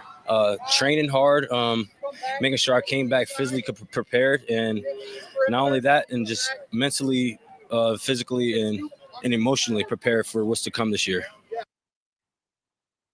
Isaiah Pacheco, and this is the voice of the Chiefs, Mitch Holtis, brought to you by Hy-Vee, official grocery partner of the Kansas City Chiefs. Mitch, Mr. Pacheco, trying to get back to where he was, but man, last year after the fractured leg, 10 games out. How has the recovery gone after missing so much time last year? I don't know if he was trying to rush to get back. I mean, when you go back into that space in time and trying to rush to get to the three-peat and everybody's fighting week to week, but he looks totally different now. He was maybe 60% of what he was. You look at those first 2 years, he had 2,100 all-purpose yards and a gava touchdowns and 2 Super Bowl runs. So, but he looks, he's got some fire back. His pop, which is his nickname, but he has shown some pop. And by the way, thank you for getting Benny Hill to read the opening for this segment. I didn't think you could get him, but so thank you for those old timers out there that remember Benny Hill. And also a shout out to 2 more of our Omaha fans who have made their presence known, came up, said hi, Sean and Mike Soderberg from Wakefield, Nebraska. You guys heard of Wakefield, Nebraska? I know Tim, Northeast Nebraska. I know Tim Wakefield. Yes, he came from there. In fact, the knuckleball was invented in Wakefield, Nebraska. Little known fact. The Wakefield Trojans. You guys need to do like ESPN Game Day for Nebraska high school football. Go on the road and like have a big platform and have the Washington State flag guys show up. Because I got a game for you. Week 10, October 10th. It's the Wakefield Trojans against one of my favorite teams, the Pendragons. The Pendragons. Yes. This sounds like a great idea. I mean, Josh, we do the Roncalli trip. We need to reach out to them. I just remembered. Yeah. Mm-hmm. Yeah. Do the whole Friday show from on site somewhere. I think, and you do the Pendragons against the Wakefield Trojans. Let's go. Hey, Mitch. Tim Wakefield will be the guest picker. And McAfee. You started Josh. That'd be fun. Mitch, speaking of players coming back from injury, and correct me if I'm wrong here, I don't think we've talked about Rashee Rice at any point over the last few weeks. How has his recovery gone as he gets ready for the season? Well, it's a great question, and I need to try to run him down for these. Of course, the suspension's looming, and so that any discussion has an asterisk but he's been, on fire. And you just think, man, keep going, and then when's this going to come down? But he really was, he was way ahead of schedule in his rehab after tearing his ACL in week 4. And he, even toward the end of the year, you're thinking, well, maybe, but crazy fast recovery. But he was dynamic this spring and summer in OTAs, and he carried that over into camp. And so it just looks like he could have a big year. Guys, if he wouldn't have gotten hurt, if you projected his numbers the first 4 weeks, and let's say he stayed on that track the rest of the year, he would have had 1,250 yards receiving. I'm not going to say he's going to get that this year, because the suspension's looming, so everything I say here is like, well, it could be thrown away. But he's had, to answer your question, he's been awesome. And his rehab's been phenomenal. What will be the load for running backs this year? And how many deep do you think they will end up carrying after training camp? It's the question of the night, and they've got to get some big plays out of the running back room. And Pacheco's had some. He had a 48-yard touchdown run against the Jets 2 years ago in a Sunday night game. Ironically, had his longest pass play in that game too for 40-plus yards. But last year, you guys, one glaring statistic, the Chiefs only 6 teams had less 20-plus runs than the Chiefs. They only had 7 all year. So once Pacheco goes out, then Kareem Hunt's doing what he does best right now in his career.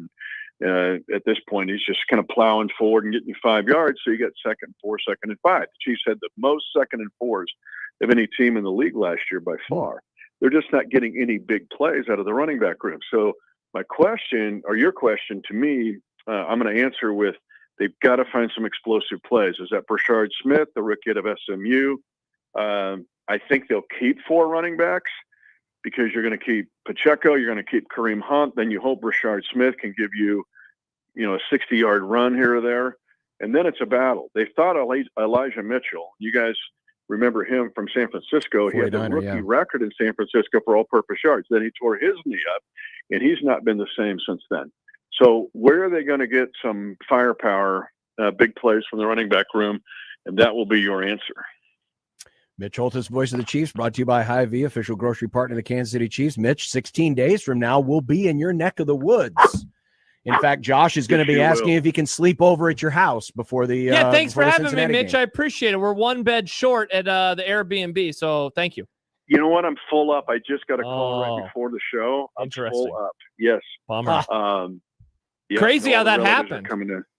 I know. I thought, I know they might need, and then right before the show, 30 seconds before they go, yep, you're in. So, yeah, no room in the inn. Sorry, boys. But, yeah, it's going to be festive. That place is going to be a roaring hot. When I was in Omaha last week, brought it up, and, of course, the crowd roared. But I-29, we know, gets burned up for Chiefs fans. But, I mean, it's going to be triple the activity on that road. It'll be great at Arrowhead. Oh, we know. The Platte City QT is going to be a very, very busy place. Oh, yeah. Very, very busy place. Mound City. They're waiting for you. Oh, yeah. All right. Mitch Holthus, voice of the Chiefs. Mitch, we appreciate it, and we'll talk to you again tomorrow with another update from St. Joe. Thanks, guys. Bye, Mitch. There's Mitch Holthus, brought to you again by Hy-Vee, official grocery partner of the Kansas City Chiefs. Is that your dog or Mitch's dog? That would be Wrigley. Oh, Wrigley. Wrigley, get down. Hey, Wrigley, Daddy's come here. home. Lick, come lick, here, lick. Riggs. Riggs, We're going to get a Wrigley sighting. Let's go. Let's Riggs. go, Wrigley. Wrigley. Come here. Wrigley. Come here, Gosh, girl. I love dog Here she talk. comes. Here she Mr. comes. Banks. Here she comes. That is dog All talk. My hang best on. buddy. Hang on. I'll give him a Come big here. ol' Come here. You should be crotch shot. talking Misty. Oh, musical girl. Your pretend dog, Nick. She's very real. She's in our Yeah. engagement There photos. Oh, Wrigley, you're looking so good. Hi, Wrigley. There's Miss Wrigley. Hi, Wrigley. Wow. I don't know why she was barking. Not really sure. That stupid mailman probably showed up. No. Jed's outside looking in your home right now, John. Is this the Bishop household? Hi, Wrigley. Wow, a full Eh, eh. shot. Look at that. Hi, Oh, Wrigley. what a good dog. John, I think Wrigley might be the same kind of dog as my parents' dog, Remy. The I'd have doodle? to send you a A Labradoodle? Uh-huh. Wow.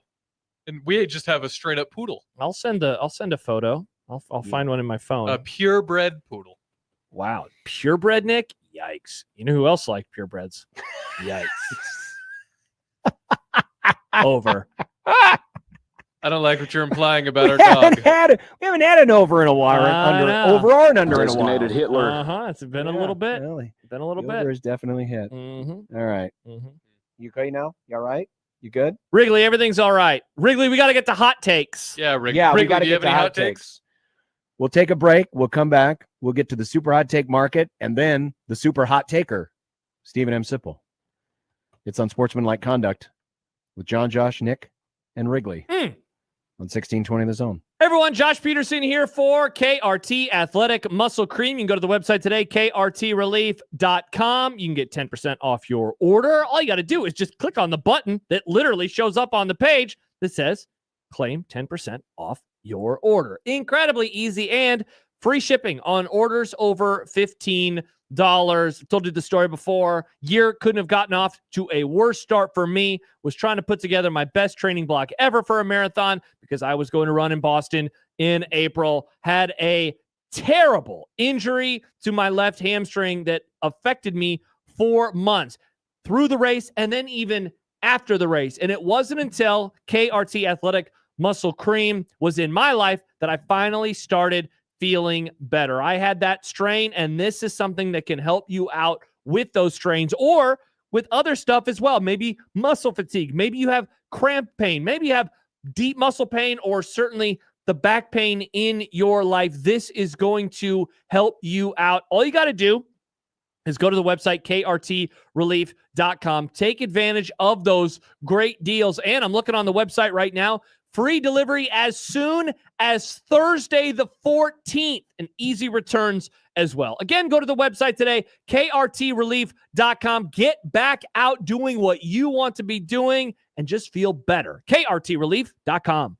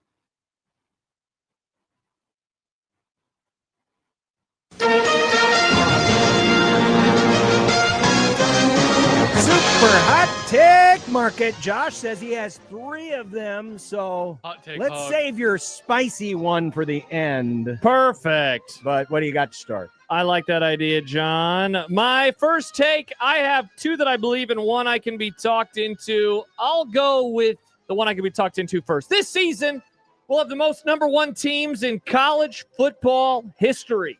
What's the record? Do you know it? 6 since the BCS was formed. That's as far back as the data that I could find went. So it's going to go at least to 7. At least to 7. I could be Wow, talked that's into a this. lot of upsets in only, what is it, 14, 15 weeks? Yeah, of the you'd season? basically need to alternate. So since the BCS was formed, the most number 1 teams were 6 in 2008. Last year, it actually got to 5, John, if you count Ohio State at the end of the year, which we will for this exercise. But here's the reason why I could be talked into it. If Ohio State wins the opener, that guarantees us 2 by the time we get to week 2. And I know that, like, they are a very talented team, but they have some tough road trips. They got to go all the way to the West Coast against a team like Washington. Of course, they're going to play Penn State later in the year as well. And you know it, like, there could be some sliding if a team has a more impressive win early. And even, John, if Texas wins, there's no guarantee that this is a team that could make it all the way undefeated. I think the reason I could be talked into this was what Tom Fornelli wrote yesterday in his reaction to the AP Top 25. Perhaps more telling than the 6 teams appearing atop the ballot is that 8 different teams were ranked number 2 by at least 1 voter. And so it just seems like everything's kind of flattened out a little bit. So I could be talked into this. I could be talked into it. It's going to be really difficult. Here's a challenge for tomorrow. Okay. Chart me the 7 teams. Perfect. All right. I'm going to put that in my calendar Tomorrow, so I do not chart forget. me the 7 teams that will be, and maybe it's more. Who knows? But Mhm. yeah, I'd like to see it. See All right. how you think this might play out. All right. Perfect. All right. First hot take. Okay. I hesitate to even put this on the screen or acknowledge it. Oh, God. Because its initial stupidity led to many people arguing about it, even myself, saying, why are we talking about April college football topics when we're 2 weeks out from the start of the But are season? you about to do something? Are you about to do But it? yesterday, Andy Staples of On3 put out a graphic of the college football blue bloods. Yep. And he put 12 teams on there, and Nebraska wasn't one of them. No, the teams he put on there as blue bloods were Alabama, Florida State, Georgia, LSU, Michigan, Oklahoma, Miami, Notre Dame, Tennessee, Ohio State, Texas, and USC. Now, we've done this exercise before, and I don't feel like you and I have always had Nebraska in our blue blood list. So what's the hot take? Well, the hot take is this. Folks who have this little recognition of history should be refrained from commenting. Sorry, Andy, but this is a ridiculous list. He did say missed the cut. It's just missed the cut. I think you know? John is But actually this more isn't- upset this by the isn't even- teams this- included than it this- is. Considered. This isn't even about Nebraska. It's about the 12 teams he chose. LSU is not a blue blood. LSU is not a blue Georgia blood. is not a blue blood. Georgia is not a blue blood. Miami is not a blue blood. Tennessee is not a blue blood. I'm noticing a lot of SEC slander here. Well, there Big is, Ten honk but John. a lot of this is, see, to me, the conversation is about history. You can't just look at a 20 or 30 year sample. Okay, Miami's a great example. I mean, No to be offense fair, to that's the like 40 Hurricanes, years now, though. But Miami and Georgetown basketball are the same thing. They had a 2-decade run where they were all over the headlines. But if you take out those 2 decades, they're a nothing burger. No one's heard of them. Okay? But because they had very influential decades, very good decades. They were very good. And it got in everybody's head, and now people think, oh, they got to be a blue blood. There is no way Miami is a blue blood if Nebraska is not a blue blood. Right? So when we have these conversations, first of all, don't do them in August. The season's almost here. Yeah, seriously. Do them in April. But secondly, have a little historical perspective and open up your mind to something further out than 20 or 30 years. If I would have been here on Thursday, I would have done I don't care about blue blood conversations. And that's not a rip on And you. I agree. But it's August. I don't care about blue bloods right now. I agree. I am getting excited for the season. Nice. Do you want me to go again since I still have 2 more before we get to Knicks? Please. All right. The second spiciest take. No. I agree with Ari Wasserman. You should root for Arch Manning this season. He's been on my brain a lot, partly because I read What that. is it with you in Texas? Hook 'em. But, John, listen to what Wasserman wrote. Because fans in general seem to resent the lack of loyalty players show their programs. The sport is transactional, not just for elite level quarterbacks, but for everyone. That's the way of the world now that finances have legally entered the realm of college football's roster assembly. Manning may be giving those resentful fans a person for which to cheer for. We talked about Notre Dame. This is my words now. We talked about Notre Dame last week, John, and how, wow, isn't it really cool that they're still independent and they buck tradition, or that they have stayed with tradition and they bucked the modern way? I would say Arch Manning has done the same thing. He went to a university.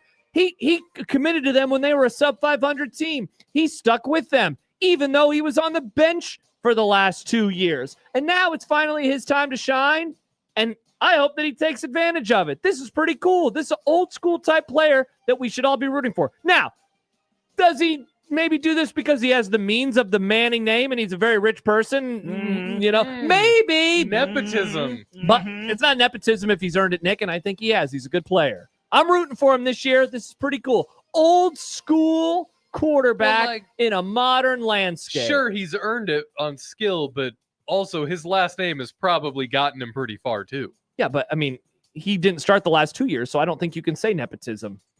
I mean, he was the number 1 ranked player, Nick. He's good. I look forward to a similar column next year. Written about Dylan Raiola and staying at Nebraska. Nice. Hey, good call. Good call.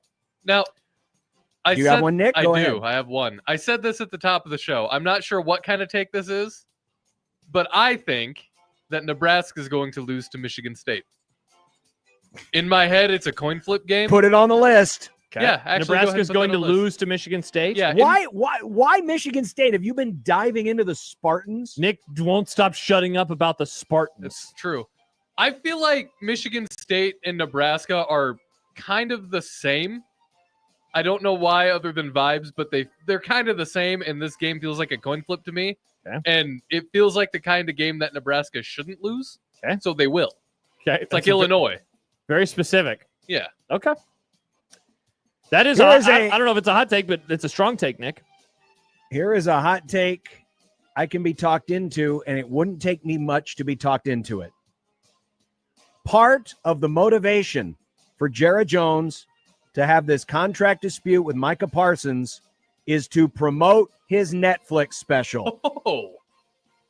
Because we know that Jera is all about attention. Me. Put a mic in front of my face, please. Oh, look. And now Netflix, the world's largest distributor of online content, is going to do an 18-part special on me and my greatness. Well, I got to get people to watch. How can I do it? Yeehaw! I'm going to have a contract dispute with my best player, and I'm going to say all these ridiculous things, and people are going to say, what in the heck is fueling this man to say all these ridiculous things? I got to find out what makes this guy tick, so I'm going to watch his Netflix special. Yeehaw! What sucks?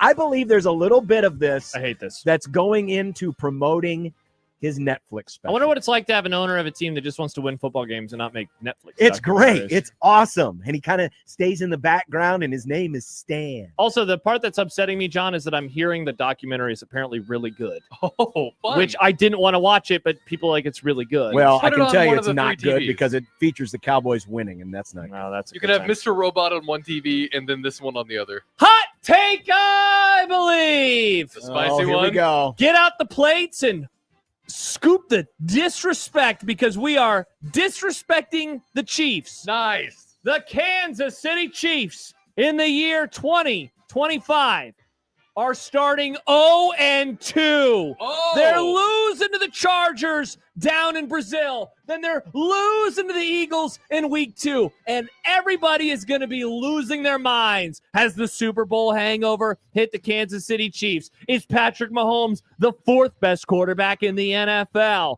Will they miss the playoffs? Could it finally happen? I don't know the answers to those questions, but I'm telling you, they're going to be 0-2 when week 3 of the NFL season arrives. Is that on the list already? I'll put it on the list right now for you, Can Nick. I have a second helping of that disrespect? Oh, please? interesting. Would you like an extra scoop, Yes, Nick? please. Mm. I want to gorge Wow, myself on it.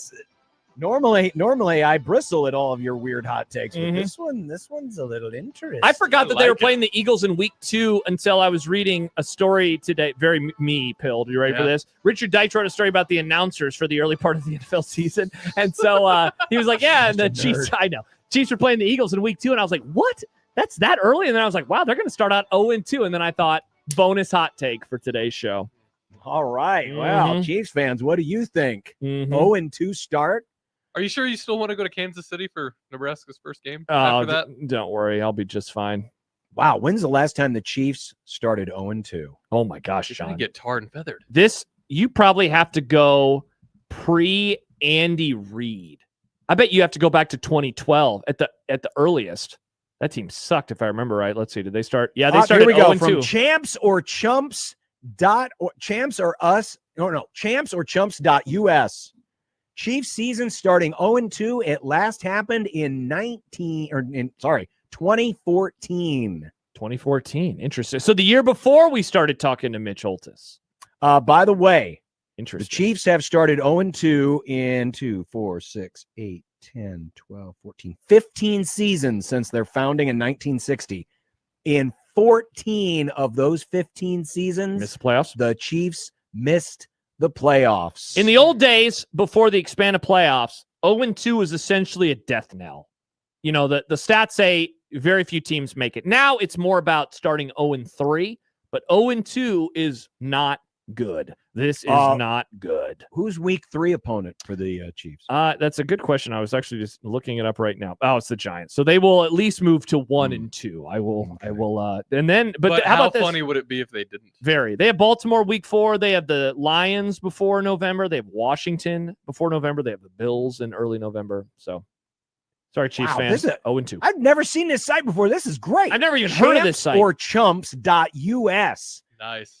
They got a whole, because you can pick one for each team. I'm going to pick, let's see, there's a whole different list of categories. Let's check longest NFL Super Bowl appearance droughts. Here we go. Oh, I hate your guts. Browns number 1. Lions number 1. Lions or Browns number 1. Lions number 1, Browns number 2, Jets number 3, Vikings number 4, Dolphins number 5. Thank God, not in the top 5. Let's Commanders go. 6, Bills 7, Jags tied with the Chargers for 8th. Of course, the Jags have never been to a Super Bowl. Cowboys number 10. And the Dallas Cowboys at number 10. Why do you do this, John? Wait a minute. Why are you like you are? Oh, no, this is appearance droughts. Okay, that's right, appearance droughts. Yeah, that's why the 49ers don't show up on this list. Yes, because they went to it 2 years ago. Famously, if you did most recent Super Bowl wins, though, Cowboys greater than the Niners. Sorry, 49er fans, you suck. Those are the rules. Those are the rules. All right. I am going to bookmark this website. This is a cool little website. I love websites. Champs or chumps.us. Thank you, websites. Thank you, websites. I love you so much. Let's see. Where should I? You know who else probably likes websites? Oh, Steve Sipple, of course. Nice, Nick. Is he going to be okay without dial-up? Great question for him. Guess we'll find out next. Steve Sipple coming up. It's the happy hour. 1620 The Zone.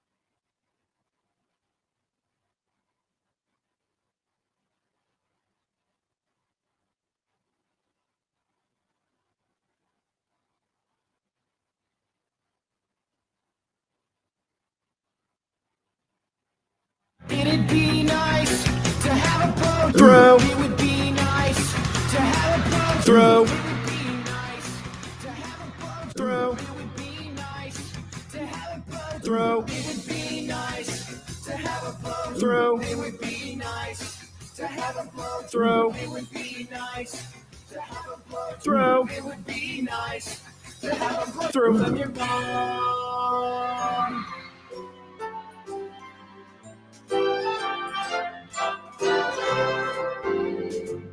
Sipple the snowflake is one old triggered soul with reading glasses sitting on his nose and takes that really blow. Sipple the snowflake deserves a mouthpiece to the face. He says LeBron's the GOAT and Steph will choke. Then he runs to his safe space. Hey, we gotta be careful here, he tells us when we speak. But when 10 games air in a day, he thinks that's too many. Oh, Sipple the snowflake says words like mature. He's a blogger now and an honor too, and also really old.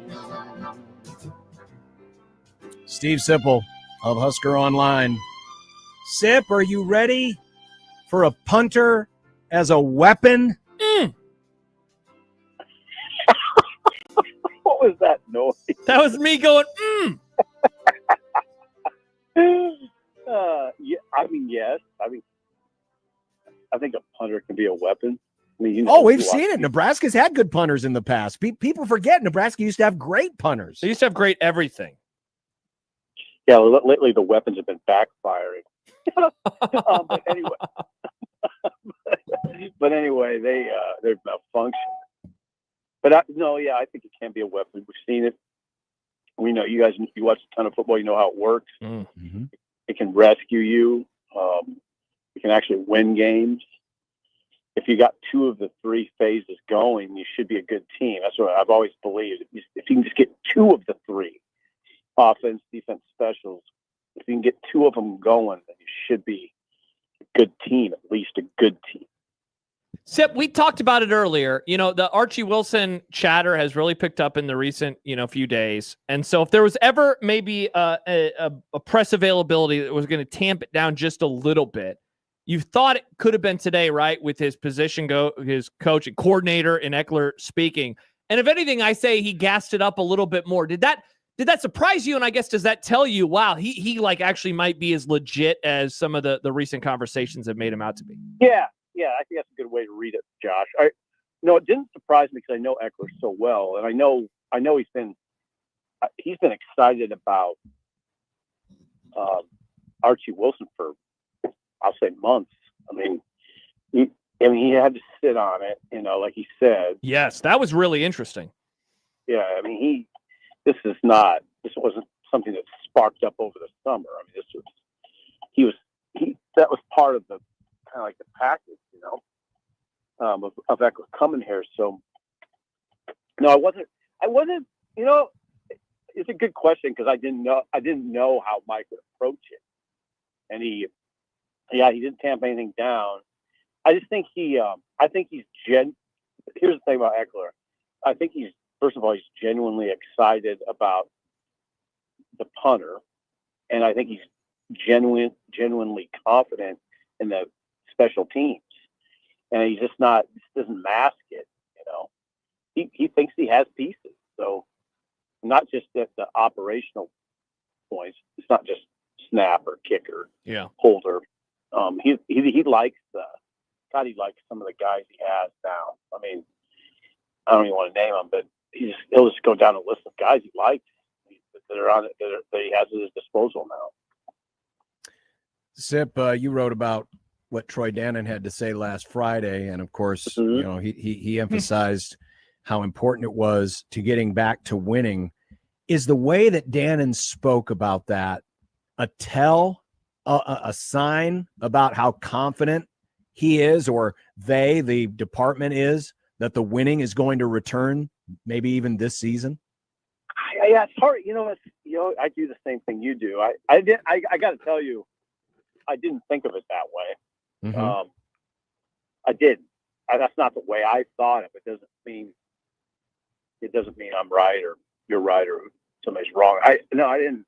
I just think I looked at it more like he's talking as an accountant.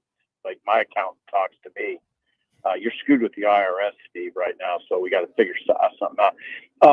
I think that it's more like I just think he's just laying bare the state of the situation. I mean, he said it's not the way we're doing it right now. I'm paraphrasing. You can't keep doing it that way. You can't expect this financial model to sustain with a football program that's barely getting to 500 if it gets to 500 at all. That's not going to work. There's too much about it that won't work.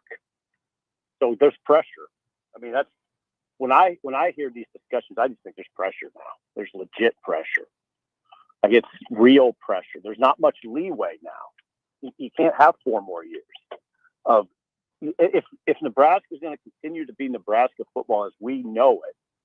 They can't go another 4 years of mediocrity. Then everything it'll change. It won't look the same. What's the number that you think he's expecting from them this year? I got to think it's more than 7. Definitely. Yes. Yeah, I just think it's 8 or more. 8 or more. And I don't know how much. Steve Sipple, Husker Online, joining us. I don't know how much, Sip, you follow some of the stuff that's written in other places, especially nationally. But and you can tell me if you think this is the right or wrong perception. But I read articles or I see social media posts or guys doing quarterback drafts and all this other stuff that's happening. And it never seems like Dylan Raiola's name comes up very often, or if it does, it comes up late. Right. And I understand, last year, it was a pretty season, right? But he is a former 5-star. He has a famous name. He was a highly recruited quarterback. He was the top-rated player in his class. And normally you see those guys get mentioned, even if they do have a weaker season. Are you surprised that Raiola's name doesn't seem to come up more in conversations about, hey, here's a guy who could really break out this year? And I'm not talking necessarily locally. I'm talking nationally and how people perceive Dylan Raiola. Yeah. Really hard questions. Sometimes a little bit, but I do think of last year, and I think I think we can't overthink that discussion. Mm-hmm. I think it's just born of what happened last year. He had a pretty rough stretch after Rutgers, right? Or starting with Rutgers. And that's what's in people's minds. And I think too, it's how it works with when it comes time to evaluate players, the teams that are winning in those discussions get, I'll just say, the benefit of the doubt, or the players that are on winning teams are they're foremost in people's minds. So I totally understand it. He's got to do some stuff now. I mean, he's got to complete some balls at critical times. Complete some balls that maybe win a game or two, and beat a good team, and make some throws where you watch other quarterbacks do it. You know what I'm talking about. Yeah. And he's got to do it.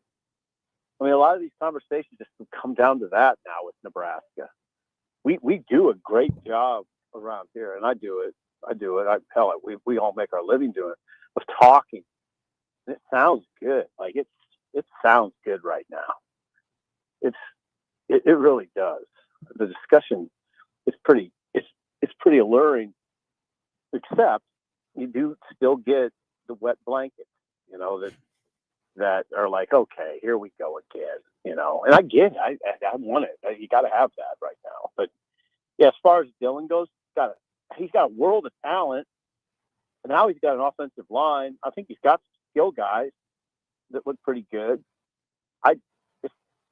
And Dylan's Dylan is hungry, so I think it's going to work out. That's what I really do. Sip, earlier I compared Quentin Ives to Wally Pipp, and I wondered if that is, and obviously there's not a Lou Gehrig in this scenario, but more, did he lose an opportunity? Also, they were talking about a starter. This is a backup. Yeah. And I know. So it's a little off, but I wonder if you think that, like, how concerned should he be at this point in time that he's obviously missing out now on 2 weeks worth of reps, and that other guys have had a chance to hop in front of him in a way that he won't be able to get back, at least until the season gets going, or if it ever even happens this year. Gosh, real concern. Yeah. If I just real, it's really disheartening to watch from the outside. I saw it. I just happened to see it all go down from the time he pulled up in that first drill on the first day to him walking over to the bike. And I mean, the disappointment in his voice, on his face was so evident. It was sort of hard to watch. And, think about it. He didn't know at that time that, 2 weeks later, he'd still be dealing with it. I think at that point you're kind of hopeful, but man, hamstrings, God, it's like a nightmare for him. I think the only way it's not is he's only a sophomore. He's still got some time, but yeah, the other guys are just racing by him. He's not out there. You got to watch him, and they look pretty good. And yeah, he's not going to be number 2. He won't be number 2 going into the first game. I can tell you that right now. Sip, for everything that's been talked up about the offense and the really, really, really, really good execution, should we take a pause for a moment to consider what this means for the defense? Yeah. I mean, I think the defensive discussion, you can have it. You can talk about the D-line in a way that's not critical of those players up front. And somebody did say, I think it might have been Phil Snow. He did. It was Phil Snow. You can do this. And I did it on your show last week, I think. They're just young guys that they're going to be really good. They got to get good fast, but I don't know that I expect it. Or maybe I should put it this way. I don't think it's fair to expect. When you look at the Nebraska linemen over the years, I don't think you find many that is like the sophomores that are dominant. I mean, when you think of the best ones, lately, Sue certainly wasn't bad as a sophomore. Robinson, as I always say, wasn't really good until year 5, year 6. Think about it. Just think about Keona Davis, what that's going to look like in 2 years, what Van Pop will look like in a couple of years, what Winery could look like in 2 years. I mean, we're 2 years away in that discussion. So, but then we have this. Oh God, but they gotta be good now. Lenhart, you can't. He's just got to be good with no excuses now. He's a junior. Yep. That he's one that doesn't get the benefit of us considering youth. Trying to think who else is in there. I was just watching. Oh, Judy. Yeah, Judy's just got to be good. I mean, Elijah Judy's just got to be good. There's other guys that they're going to probably have to play, I imagine, David Huffkin. The guy that is we haven't talked about but is now out of yellow jersey is Jalen George. Mm-hmm. That's the guy guys watch him. They like him. Rule said that. Rule, I guess he didn't say it on the record, but they like Jalen George. It's really great news that he's out of yellow. I watched him in drills today. He's going to be, I don't know how many snaps. My guess is he'll be a 9 to 15 snap guy and maybe work his way up in that total as the season goes. Sip, along those lines, John and I did an exercise earlier where we ranked Nebraska's 8 position groups in terms of most to least confident, and we combined the wide receivers and tight ends into one. We combined the kicker and punter group into one. So it was offensive line, defensive line, the lines, the wide receivers, the quarterbacks, the defensive backs, linebackers, running backs, kicker, punter. What position group are you most and what position group are you least confident in 2025? Across the board. I am most confident in the offensive line. I'd go line, Dillon, receivers. That was my order. Interesting. You're smart. And you are. And then on defense, most confident in the athletic linebackers, the Shavers, the McCullough, the Marquise Watson, Trent, the Javin Wright, the particularly athletic linebackers. Interesting. You didn't mention secondary. No, I wouldn't mention it. I think there's a lot to prove there. Even for a group that had a lot of the experience coming back. Yeah, they struggled last year, though. I mean, they did. I mean, it was that's the one area that's been sort of befuddling to me, how much kind of leeway they get with people. That group wasn't great last year. Why do you think that is? Why do you think they've gotten that leeway? Is it just because they have so many bodies back?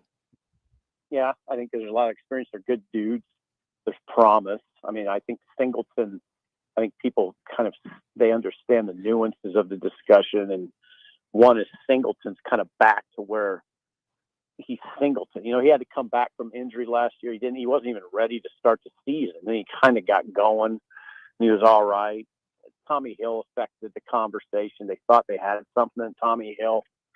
Then in Illinois, I think he get hurt against Illinois. It just wasn't the same after Illinois at all, and it kind of messed things up back there. I think that Sierra Wright, Sierra Wright wasn't going to be a starter going into the season, but as the Hill thing occurred, that kind of pushed him into it. He was good, though. I mean, don't get me wrong. I don't know. I think that a lot of the reason people regard it as a strength or something close to that is because the guys are veteran. They're pretty good, and there's chemistry back there.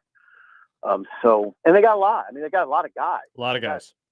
They have 25 guys. They have 25 scholarship guys, I believe. So there's some strength in numbers there too. But I think those guys like Shavers and McCullough and Marquise Watson, Trent, and I don't know.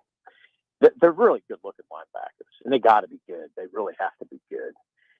You know, the concern is that linemen are just going to be on top of them, and offensive linemen, and it'll negate them. But I don't know. But they can probably hopefully figure all that out. And maybe the defensive line is just going to be fine. We just don't know it.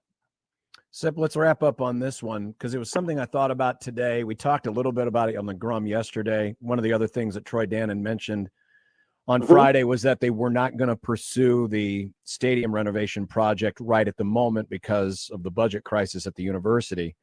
And my thought was this. We've long talked about how the athletic department budget and the university budget are two separate things. They don't take student fees. They actually give back to the university. They don't get money from the university to exist. It's a satisfying element. It's self-sustaining. They can do everything themselves. Why should they wait? Why should Dannon wait on a project that the university is not going to be responsible for, knowing how important that revenue generation that would come from renovating that stadium will be to the future of this athletic department? You know the answer, right? I mean, the answer is optics. They just don't want to do it for the look of it. But my point would be, hey, we're not taking your money anyway. Your budget shortfall doesn't impact our budget, or vice versa.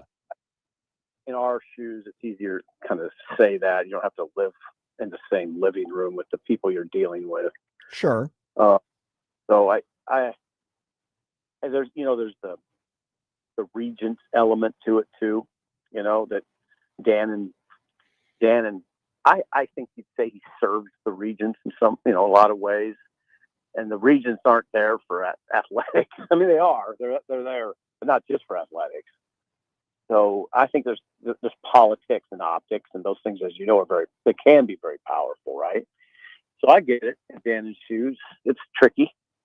John has key people that he's got to be careful not to anger, right? And some of those are, I imagine, and I'm shooting from the hip, but you've been around, I've been around. There's moneyed people that you can't anger. So, and not just people who donate to the athletic department. You know, you don't want to anger somebody who donates to the university at large, and then your bosses or the regents won't, they'll be displeased. So there's a lot that goes into that. I appreciate what you're saying, but I just think it's overly simplistic. Might be overly simplistic, but sometimes overly simplistic makes the most sense, because the longer this can gets kicked down the road, that project's going to reach $1 billion. It ain't going to be $500 million. It's going to be $1 billion if they want to do everything they say they want to do. I agree with that, and yeah. Oh, I'm sure that it's very challenging in Gannon's mind. There's the thought of, what if they go 4-0? What if they beat Michigan? There's a regents meeting right in that area, right in October. If they get to 4-0, is that when you unveil it? Now, I will tell you, and I like having these discussions with you guys. My guess is no. I don't think they would go that soon. I don't think 4-0. My guess is no. It's sort of I will call it an educated guess, but it's still a guess. Sip, as always, great conversation. Have a wonderful rest of your day, and enjoy the last vestiges of good motorcycle riding weather. Oh no, that can last. Come on. What is it? Well, but I'm also thinking your schedule. Once football season really gets started, those opportunities are going to come fewer and fewer. I just want you to enjoy that time. Is there snow in the forecast I'm unaware of? Not yet, but it'll be here before you know it. All right, guys. Hey, thank you. That was good. That was interesting. Bye, Sipple. Bye. Steve Sipple, HuskerOnline.com. I'm just looking out for him, man. Understandable. I should have asked him, is he going to ride the hog down to Kansas City? Oh, well, we'll have to ask him that next week, I think. All right. Well, coming up next, we're going to talk USC football. It's 25 teams in 25 days, one of Nebraska's opponents, and a critical game for both teams. We'll talk to Mr. Arbogast, the voice of the Trojans, next on 1620 The Zone.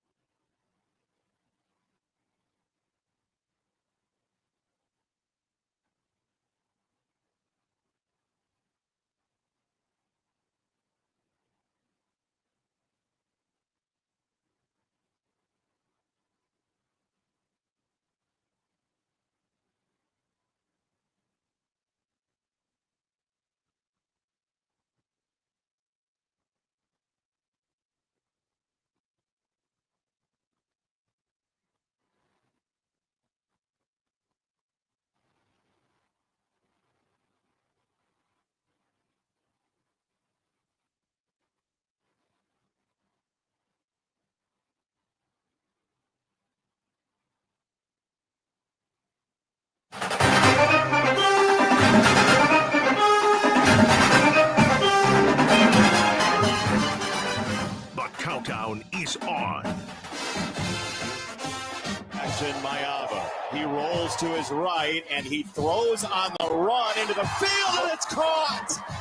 Deuce Robinson went to the top of the mountain on 2nd and goal for USC. Mayava whips it out wide and it is batted and caught. Kyron Hudson had it hit his chest plate and ricochet back into his waiting arms. In the pocket, throws, caught, and the reach, touchdown. Jacoby Lane's got another one. His third of the game, and the Trojans have themselves a lead. It's time for 25 teams in 25 grums. In typical Nick Grimm fashion, he managed to sneak in USC versus Nebraska highlights, which of course we all remember what happened in that game. But there is somebody in the chat who was happy about the result of that game. He is the voice of the Trojans. It's his job to be happy about the Trojans winning. Pete Arbogast joins us on the Prairie Flower Casino Zone hotline. Pete, good afternoon. Good afternoon, boys. We didn't have much to cheer about last year, so we were glad to get one. Let me tell you. Definitely hear you there. You know, the move to Jaden Mayab was made shortly before the Nebraska game last year. Now he heads into fall camp being the presumptive starter. What have been the observations so far from Jaden, and can he live up to the lofty expectations of all of those great USC quarterbacks who have preceded him? If only they let us know. We're one of those schools where they lock us out of practice. We don't see anything. So we go in for stretch, and then they kick us out, and we can go in afterwards and interview guys. We don't know anything. I do know what I saw at the end of last year. Mayava looked good, but not great yet. He made a lot of good choices, but he made some bad ones too, against Notre Dame in particular. And I don't think he ran as much as I thought he was going to. The film we got when he was freshman of the year in the Mountain West with UNLV showed us that he could put it on the ground and run, which is a staple of Lincoln Riley's offense, especially the quarterbacks over the years they've run. So I'm hoping that we see more of that. And he's got to be more settled than he was at the end of last year, coming into the middle of the season and being the starting quarterback. I'm sure he'll be better and more settled than he was. Plus, he's got a couple, 3 or 4 games really at the start of the season where he can really get his feet wet and feel strong going into the second half of the season this year. Pete, looking at some of the pieces around him, it sounds like from reading the reports, Wayman Jordan has had a really good camp at the running back position. Do you expect the JUCO transfer to start at that spot this year? Sure do. He was the equivalent of the Heisman Trophy winner for junior colleges. And I can remember a guy named O.J. Simpson who was similarly touted when he came in. I'm not saying Wayman Jordan is going to be that kind of running back, but I think we're going to see him be the starter and Eli Sanders behind him, and a kid that was coming along really well last year, Brian Jackson. So they've got a good deep room. And actually, frankly, they've got a good deep room at receiver as well. The offensive line is the question mark on that side of the ball, starting and backup guys. They got a lot of guys, but they're just untested guys. And that's not usually a good thing going in. No. Pete Arbogast, voice of the Trojans. USC is our team today in 25 teams and 25 grums. You mentioned wide receivers a moment ago. 3 of them left in the portal, went all to Power 4 schools. And, a lot of times that'll cripple most operations, but USC obviously has always recruited receivers well. There's talent in the queue. Do they have the right pieces around Mayava this year to make that passing game more explosive? Appear to have that. Jacoby Lane is really, really good. Really. And Mekhi Lemon was really good last year, too. So there's 2 for sure. And then they've got some other guys that have come in. Zach Williams from Utah, Prince Strawn is supposed to be pretty good, too. We just haven't seen him on the field, so I don't know. But those 2 first guys, that's a good 1-2 option for sure. Deuce Robinson's loss. I was surprised that he left because he wanted to play baseball. He was going to be a starter in FC in baseball. They had a good season last year and made the playoffs. So I'm surprised as a 2-sport athlete that he decided to leave. Pete, you mentioned the offensive line at Big Ten Media Days. That was what Lincoln Riley identified. He talked about, in particular, about the tackle depth as one of the biggest questions on the offense. Given how little you have seen of them so far, what are you going to be looking for in September to give you an answer one way or the other if they figured out which of those guys, because you mentioned a lot of bodies, which of those guys are going to be stalwarts this year? You know, the most important thing is whether or not they're going to get DJ Wingfield back. The NCAA declined to give him that 6th year, and that was a surprise to SC because he came in from the transfer portal. I guess they were surprised because they were expecting him to play and start and be really good at left guard. Now he's taken the NCAA to court. That doesn't always go well, but lately it's been better for athletes and universities and everybody. So maybe he does get to play. It's not so terribly important. It is important to get in shape, but it's not so terribly important to have him in game shape to play against Missouri State and Georgia Southern. But then you get into Purdue and Michigan State and Illinois, you got to get going. So I'm worried about whether or not he's coming back and who are the guys that are going to fill in for him if he can't. Elijah Page is a really, really good left tackle. He's going to be fine. John Ray Reed at center is going to be fine. Alani No is going to be fine at right guard. They're going to be okay. As you mentioned, the depth is an issue. Isn't it always at most schools? And especially on the offensive and defensive lines, you just can't have enough bodies up front. Pete Arbogast, the voice of the Trojans, USC, our team in 25 teams and 25 grums. Statistically, Pete, even though the record wasn't better, it was a better defense than the 2023 unit. What's it going to take to make that another next step forward in improvement? Where does that come from? Get bigger and uglier, and they did. They used the transfer portal really well again on defense, and the guys that are coming back are good. I think they're expecting this defense to be much more physical and much better than they have been. They were better last year. They couldn't hardly do worse than the year before that because they, other than not being able to tackle and cover anybody, they were great in 23. But in 24, it's an old John McKay line. Yeah, they were better. And unlucky at some points, didn't tackle great in some, and then it cost them games. They lost 5 games in the last minute. Never happens. Has never happened in my career, and I've been doing it since '89. And I'm a pretty good historian, and I can never remember it happening. They're going to be bigger. They're going to be stronger. They're going to be tougher, and they worked the portal pretty well. They got a little shyer in the secondary. Prophet Brown was supposed to start at the nickel. Pretty experienced guy, and they're going to have to find a guy to move over and take that slot. Like any college team. They're not ranked in the top 25. There's a reason for that because they're going to be playing a lot of guys that nobody's heard of. But it's not going to be long. I think they're a top 15 team by the end of everything, a 9-3 top 15 type team, which will lay the groundwork for future really great national championship contending teams finally again, probably in 26, 27, 28. Pete, you mentioned Prophet Brown, a non-contact injury. Reading between the lines, because I know Lincoln Riley, I believe, has said, we're expecting him back. We just don't know when. But then I don't know. Some of the vibes that I got from the stories were, are you sure he's actually going to be back this year? What do you think? Well, I read the same thing you guys do, of course. From everything I heard, and the guy that does Locked On is a good friend of mine. And they usually know some more stuff than most of us. For whatever reason, because they get paid to do it. That's probably it.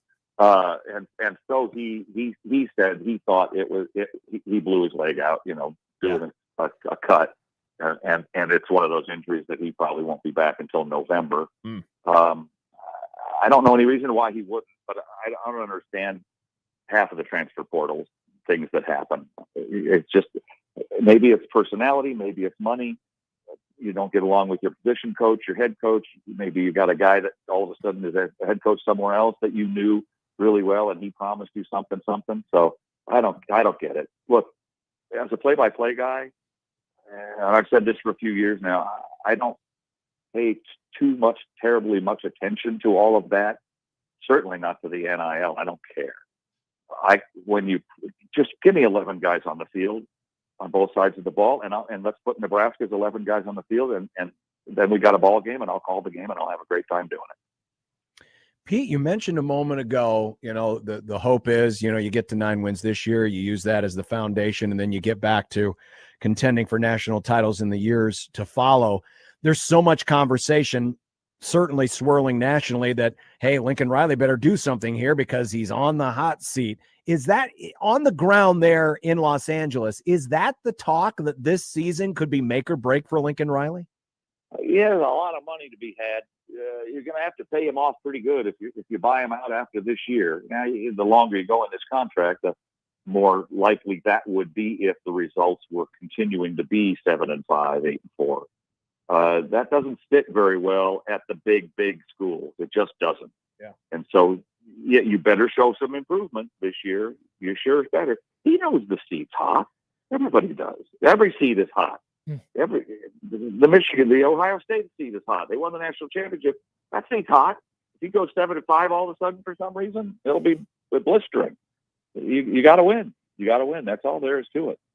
Pete, one more from me. Cross-country travel. It was such a conversation last year, especially given that multiple underdogs won at home against teams that were either going west or were going east. You saw how that could affect a team, especially in that Minnesota loss that USC had. Is it something you think that they were able to learn from that they can apply to 25, or is this just kind of the cost of doing business in a cross-country conference in this decade? Yeah, I mean, I hope so. For God's sake, we lost to Maryland. That's almost impossible. But it works in reverse too. I mean, you come to the Coliseum from 3 time zones away, and you probably got a little bit of a problem. You see it in the NFL all the time. East Coast teams coming to Seattle and San Francisco and LA. It's tough to win when you do that much traveling. I didn't think so. It didn't bother me because I'm not playing. The ugly part was getting back at 3-4 in the morning. Oh yeah. That's not optimal, but whatever. You know it's coming. So you sleep on the plane. You just do the best you can. It's part of the gig now. That's part of the job right now. Mm-hmm. Pete, we always wrap up these segments with some quick answer, rapid fire questions. Are you ready? Uh-oh. Okay. Oh, this is the first person to not sound confident, Nicholas. Let's find out. Let's hit it. Rapid fire. Rapid fire. You do not throw rocks at a man who's got a machine gun. Rapid fire. The most important player this year for the Trojans is? Wayman Jordan. The player you're most interested to see how they contribute this year? Oh, I think I'm really looking forward to Maliava, really. The minimum this team, what's the floor for the expectation this year at USC? They don't win 8, there's going to be heads are going to roll. The thing you love most about this team this year is? I get to go out and call another season of SC football. What an answer. I love it. The thing that worries you most about this team is? We're changing management in our broadcast. We're moving to Learfield next year, and I don't know anybody. It's a brand new crew, so I better be damn good this year. What percentage chance do you give SC of winning in Lincoln this fall? Oh, I think it's decent. We had a heck of a game last year. It's obviously harder on the road, and Rayola's got another year under his belt. But that's a toss-up game. I'll bet Nebraska's favored by 1 or 2. And that's all. That's just because you're home, that kind of thing. That's going to be a really good game, I think. What is your regular season record prediction for SC? Well, I'm going to go 9-3. I think we'll lose at Notre Dame and Oregon, which makes sense. We usually spit it out somewhere else. Our key game, we should be undefeated going into Illinois in week 5, and Illinois should be undefeated going into that week. That's the key game of the season for SC. Just like we always said, SC, Illinois, big conference rivalry. Who is your pick to win the Big Ten? It sure looks like Penn State on paper, doesn't it? Yeah. They got everybody back, it seems. Geez. It's about time, too. And give me 3 teams that you like to win the national title.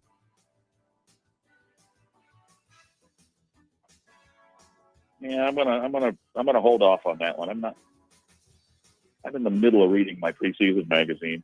Gun to the head.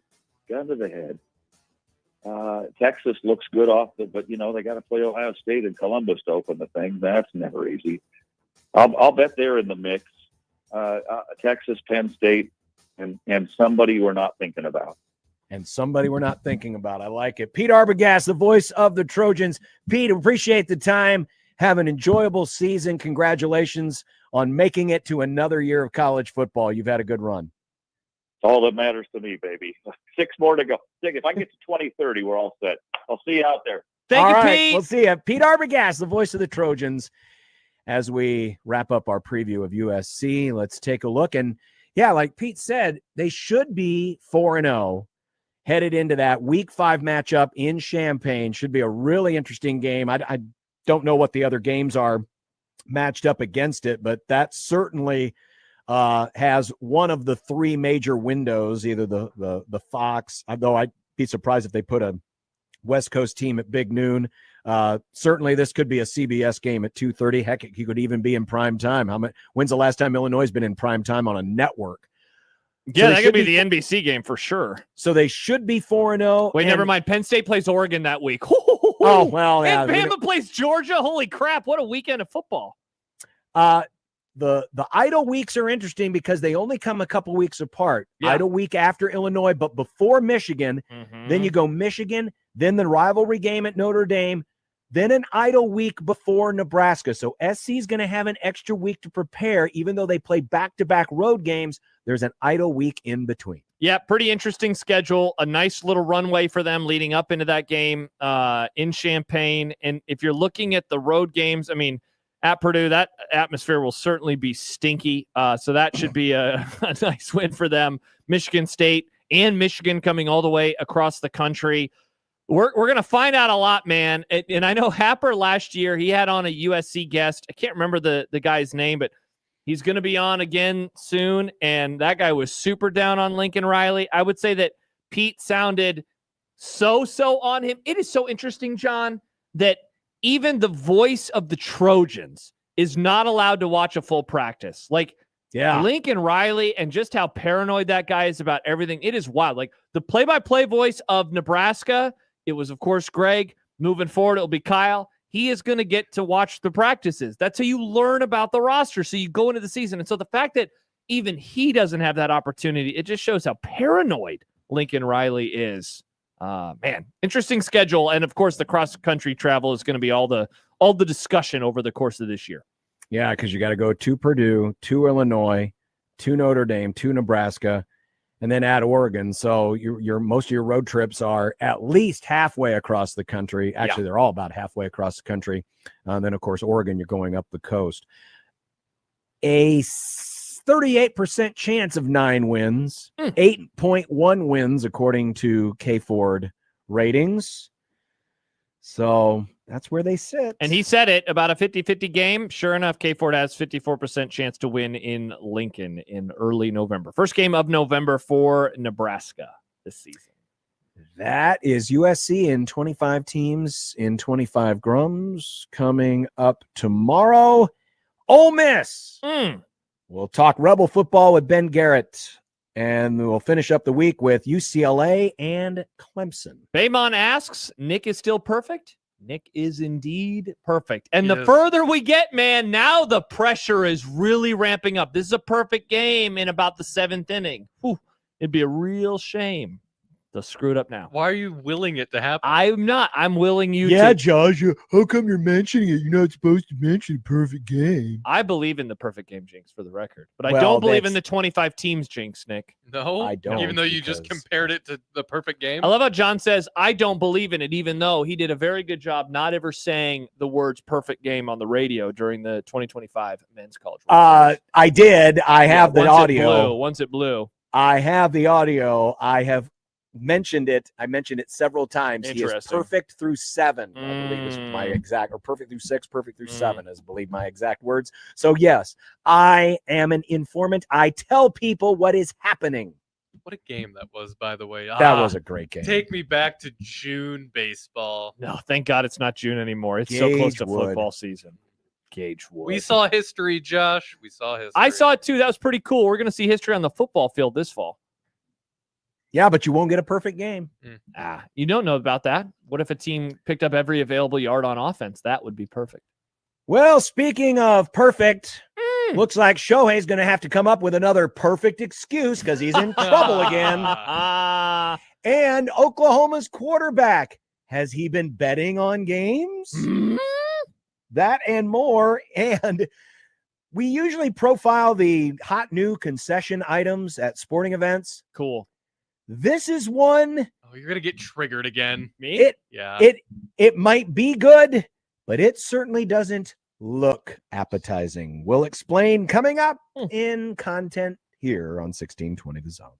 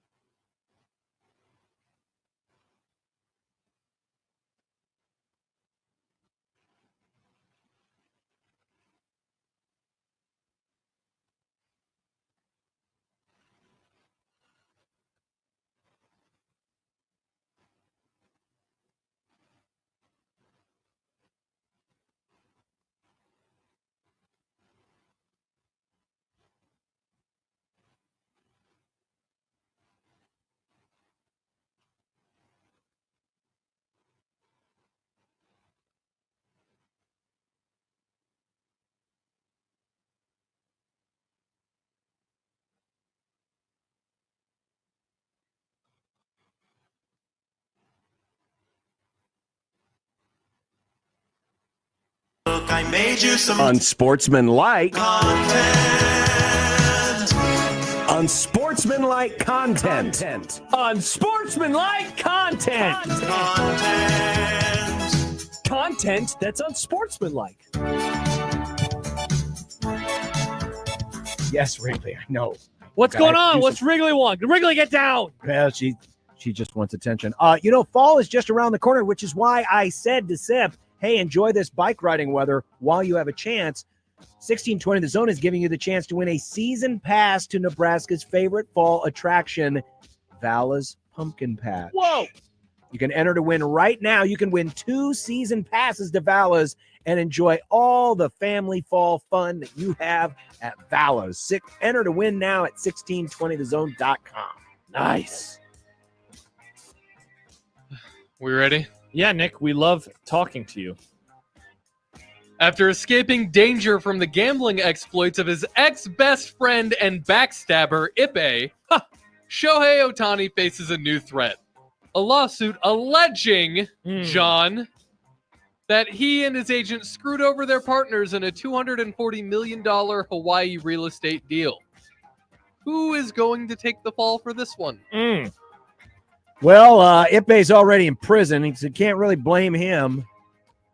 What is it about this guy and getting into trouble? I mean, the guy already makes more money than the gross national product of most small nations. I mean, how much more does he need to make? We are going to have to look into this a lot deeper here. I think Ohtani's got his fingers in the wrong pot. John, maybe he's just too trusting of a friend. It's kind of like me, right? Oh, it's always the other guy. Oh, he's so trusting. Everyone always says, Josh, you're such a good friend, and then they could take advantage of me. Thankfully, I have good friends, but maybe he's just taken advantage of by monsters in his life. First that, then his elbow hurt that one time, and now he can't pitch anymore. He can kind of sort of pitch. J-Man, which is the only comment that I'll be reading in the chat right now, right? Say it ain't so. Oh, he didn't even make the reference. I was going to say it ain't Shohei. Oh, get it? That would have been a better comment. It would have. Sorry, J-Man. No offense. John, is it Mater? Mateer. Mateer. John Mateer's Venmo was trending on Twitter last night.